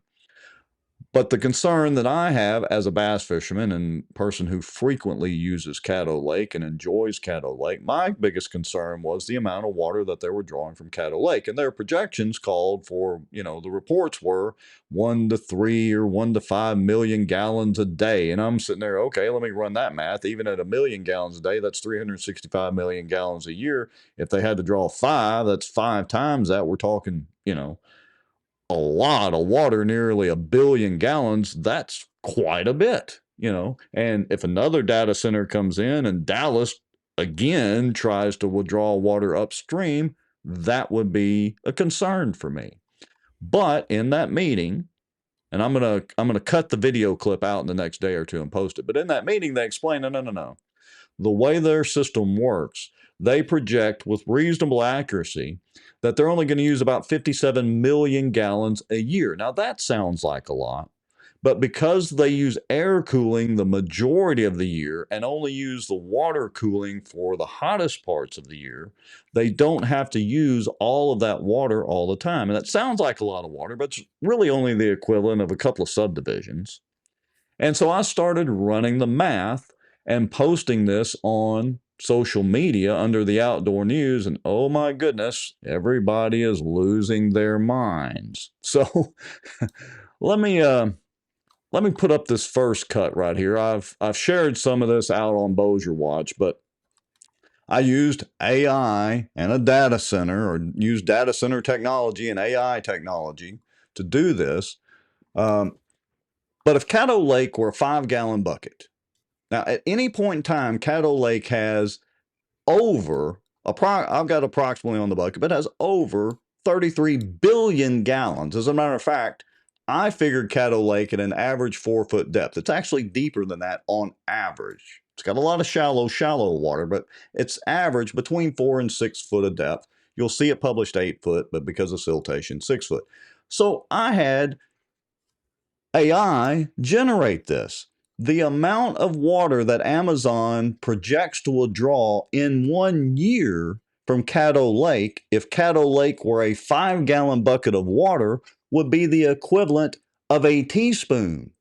And that's if no new water entered Caddo Lake. Not one drop of water fell on Caddo Lake, and no water came from Lake of the Pines. Caddo Lake would be the 5-gallon bucket. Amazon's data center would be a teaspoon. And people are losing their minds because they can't run math. Now, I didn't use AI to come up with this theory. I just used AI to create and it actually did it right off the bat and took about 20 seconds. I would have spent half the day in Photoshop doing this. AI came up with this immediately, and I thought did a great job of it. So I got a phone call. As a matter of fact, I got several phone calls while I was down in New Orleans, but I got a phone call from a person I'm not going to name on the show right now, who is, let's just say, very involved in Caddo Lake things. And this person told me, said, hey, I think you're wrong because you use the Corps of Engineers numbers and their water flow in cubic feet per second off the Caddo Dam is not correct. Well, first of all, I use the Vicksburg district's numbers, and their numbers may be not totally correct because it's a projected number. They're using a formula to calculate this. But at 940 cubic feet per second, that was 3 days ago, that's 25 million gallons of water per hour that's flowing over the Caddo Dam or flowing over the weir right now. And this person told me, said, oh, no, that's not right. The water doesn't flow over the dam until it hits 170. Pool stage elevation on Caddo Lake is 168.5. So when it hits 168.5, it begins flowing over the spillway. And I told this person, I said, no, you're incorrect. It's flowing over the dam right now. It's been doing that for the last nearly 12 months consistently. I fish this lake 3 to 4 times a month minimum, and I go by the dam quite a bit. Oh, no, I'm wrong. Okay. So I said, I tell you what, I sent this person the original plans for the dam showing them how the water flows over the dam and over the weir. And then I went over there today, so I'm going to show y'all this video real quick. It's a 30-second video. How arrogant of you. Yes, I know. Well, I could say a lot of comments for that. My mom is watching. She could probably tell everybody how arrogant I am, and don't try to prove me wrong. But anyway, so this is unedited video. This was this afternoon. Here we go. All right, let's see here. All right, so let's discuss the Caddo Lake situation with water and the Amazon data center. I am at the Caddo Lake Dam. It's April the 30th, 2026. And in the amount of time that it takes me to shoot this video, there's going to be 500,000 gallons or more of water that flows out of Caddo Lake, right over the spillway, down 12 Mile Bayou, and into the Red River. And the lake today is at 168.9 feet. Anytime that it's at 168.5 and above, it's going to be flowing water over the spillway, and again, right down the lake. So in the amount of time that it's taken me to do this video, about 500,000 gallons of water have flowed over that spillway. Any questions, Mr. Lowry? No, I'm just wondering how that plays into the swimming pools in South Bossier, because obviously that is not of importance. What you're talking about there, the swimming pools in South Bossier isn't the most important issue. Hey, and you're arrogant. You're arrogant for even, and condescending for even wanting to address an issue like that or looking at it. How narrow-minded of you. Well, I am arrogant and condescending. I don't deny that at all. And you can see my mom doing the laughing emojis in the comments right now because I am telling the truth. I am arrogant, conceited, and when I'm right, I will do everything I can to prove it. So I don't really care. And so then, of course, I had to do the other smart ass graphic, which is these people that are arguing against data centers and AI, and they're the devil. They're literally using data centers and AI to post this on social media. The hypocrisy, the irony of this is just unbelievable. I don't think we're getting smarter, and we're in the beginnings of the information age. Information flows at our fingertips. What the hell? Yeah, I mean, endless amount of information, and it's going to waste. And, you know, people are, I don't know, until it shows up on their front doorstep, they don't care. Yeah, you're right. Horatio asked, was that AI? This poster that you're looking at right here is not AI. That's actually the new Amazon data center. They already built it. It only took them 30 days. That's an actual shot of the Amazon data center, and that's a real person standing there looking at his phone like that. I'm just kidding, Horatio. I didn't use AI with the video of me at the dam. I have other video there too, but somebody will probably claim that. They'll claim that I used AI to create that video and show the water flowing over the dam. They probably will.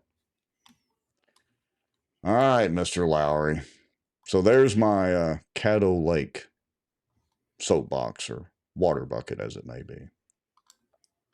Well, I think we should close. I mean, and while, you know, the pool people in South Bossier won't find it to be of importance, I would assume, Senator Kennedy had some words for or about and taken a position on carbon sequestration. You know, that's one of those issues that, you know, a lot of people have taken an interest in. And, you know, I'm not taking a position for or against, or I'm not saying anything, but what I am saying, the fact that, you know, one of the most prominent U.S. senators is taking a position on it is pretty doggone telling. And I think probably best to listen to what he's going to say on this is pretty significant. I would agree. All right, let me see if I can get that queued up accurately. Give me just a second here. I think if I click that button, that should go. Yeah, that's close enough. All right, here we go. So this is 20 minutes long, so just tell me whenever you want to stop, and we'll take it from there. Here we go. I'm going to spend my last few minutes on another topic. This one is important to all of us, but it's also important to Louisiana. I want to talk about carbon dioxide. We all have heard carbon dioxide, CO2. It's a gas. It's colorless. It's odorless. It's everywhere. It's actually a pretty small part of our atmosphere, really. I looked at the numbers. It's 0.04% of the Earth's atmosphere, so it's a really, really small part, but it packs a wallop. CO2 is composed of one atom of carbon and two atoms of oxygen, and it is produced naturally when we breathe out. For example, we breathe out carbon dioxide. It's produced naturally when organic matter decomposes. And it's very important to God's world. Plants use it for photosynthesis. It also is released when we burn fossil fuels. You've probably read that.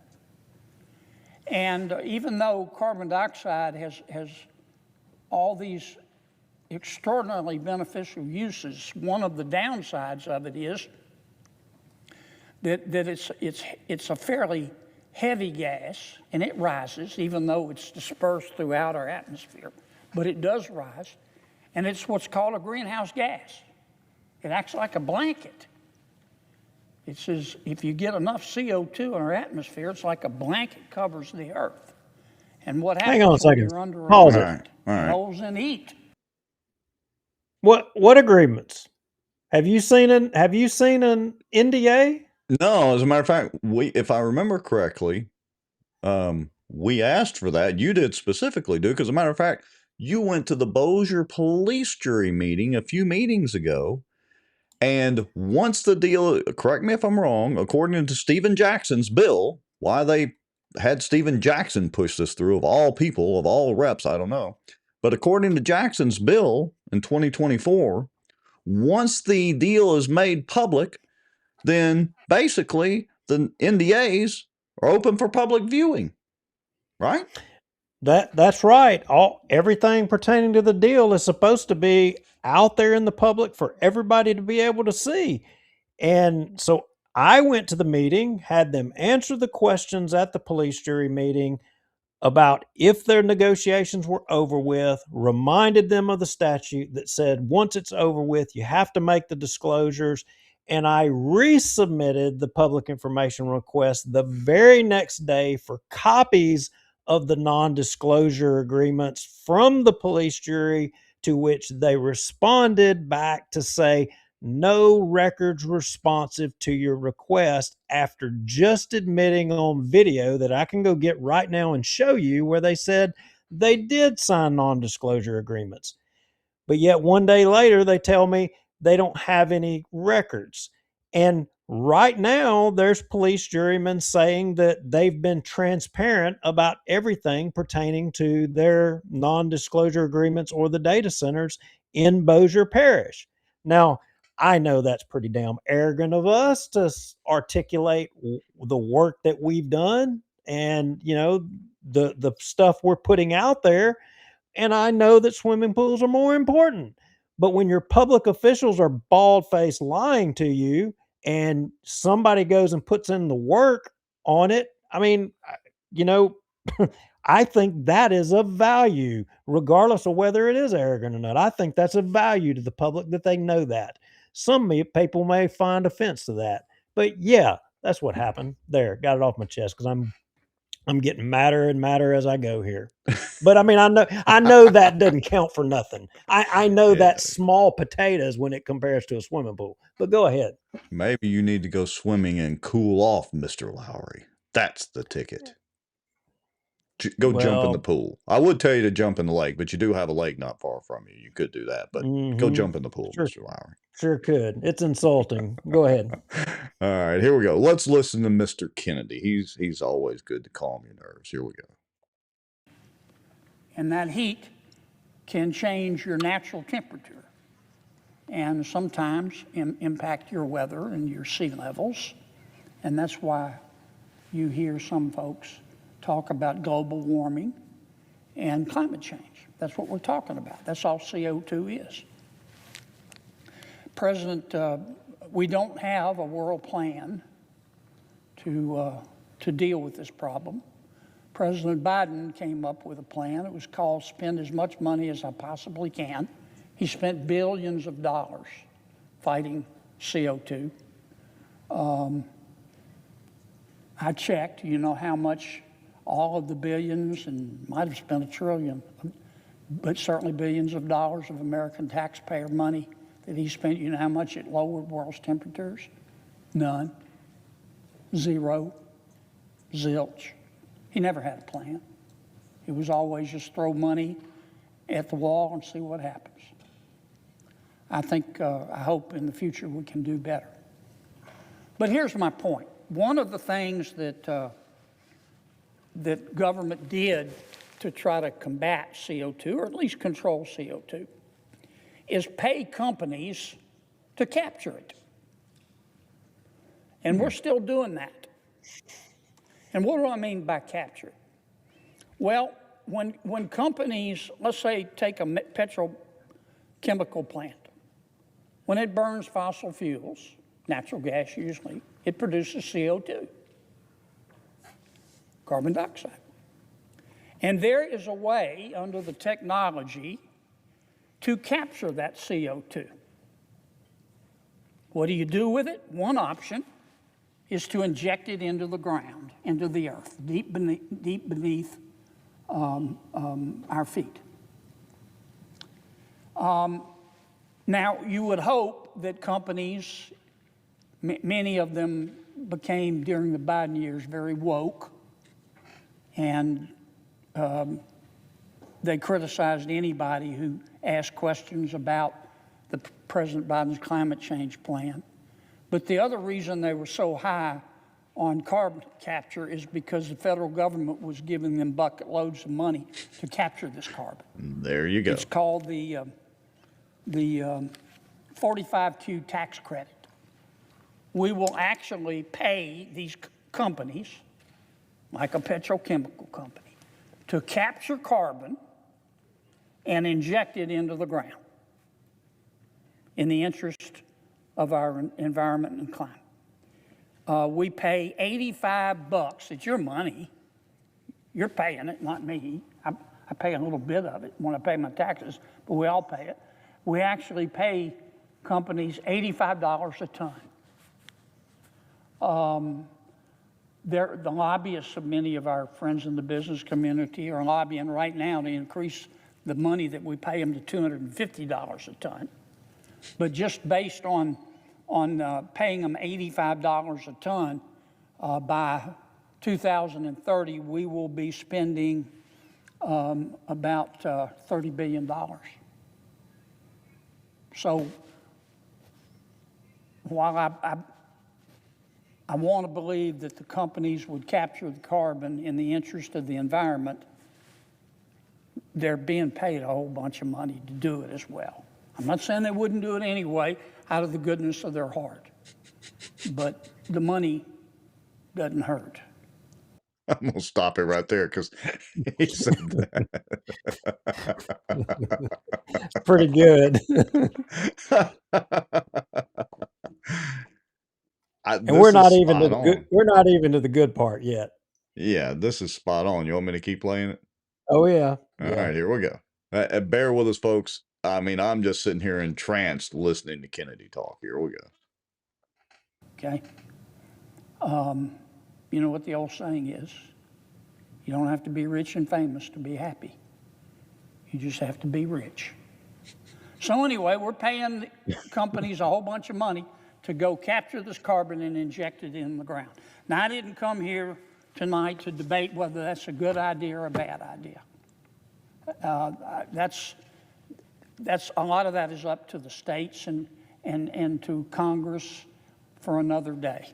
There are pros and there are cons, and some say it's a good idea, some say it's a bad idea. I know certain oil and gas companies have been injecting CO2 into producing oil and gas wells for years to make the gas and oil flow better without hurting anybody.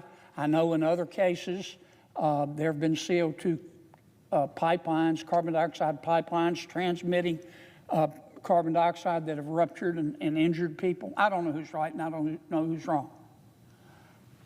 I do know, though, that to inject it underground, you've got to do it on somebody's property. Mm-hmm. And that's where the rub comes in. We take our property rights in Louisiana seriously. Your right to own property is a federal constitutional right. Some of us do unless you're an elected official. Yeah. No kidding. So important, we put it in our state constitution. Article 1, Section 4 of our state constitution says, every person has the right to acquire, own, control, use, enjoy, protect, and dispose of private property. Now, our Constitution also goes on to say, because we're practical people in Louisiana, this right to own property is subject to reasonable statutory restrictions and the reasonable exercise of the police power. What does that mean? Well, as we all know, that means if I own a piece of property and they want to put a highway through, and I don't want them to put a highway through my property, but it would cost the taxpayers of my state 3 times the amount to move the highway over here as opposed to putting it through my property. Under the law, we call it expropriation. I think some states call it eminent domain. in my state, in every other state, and under the federal government, the state can come in and say, look, Kennedy, we know you don't want to give up your property, but it's going to cost us a lot more to put the road over here, so we're going to take your property, but we're going to pay you the full price. And they do. They have to. It's in our Constitution. They have to pay the full fair market price. So we're pretty comfortable with that. But the people in Louisiana have just discovered that the companies that I talked about, who are being paid this federal money, $85 a ton, to capture carbon and inject it into the ground, can also take people's land to put in an injection well. And I don't like that. I'm not taking sides in terms of carbon capture. I am not. But we've got a lot of people in my state that are very suspect about the wisdom of this carbon capture. I'm not saying they're right or wrong, but they've learned the hard way that if you trust government, you failed history class.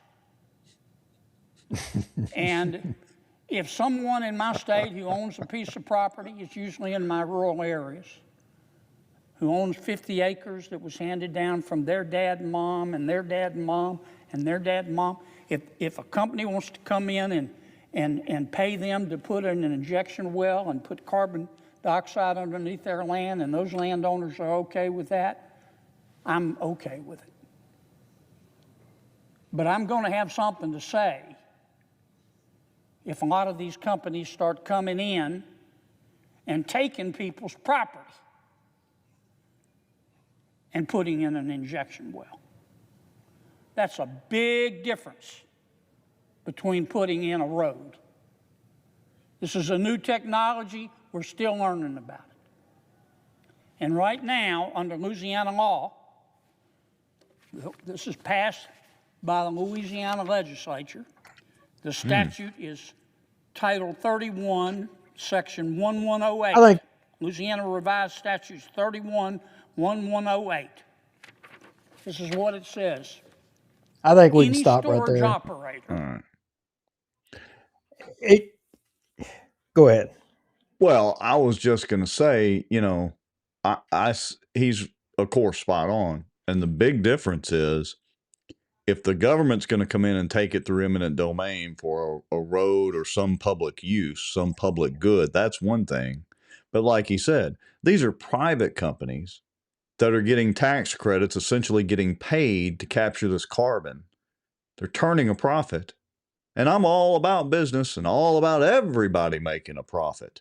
But if they can come in and use the government to force your land to be taken from you just to turn a profit for something that is not like a road or a bridge or something like that, that is for the total public good, yeah, I've got a big problem with that too.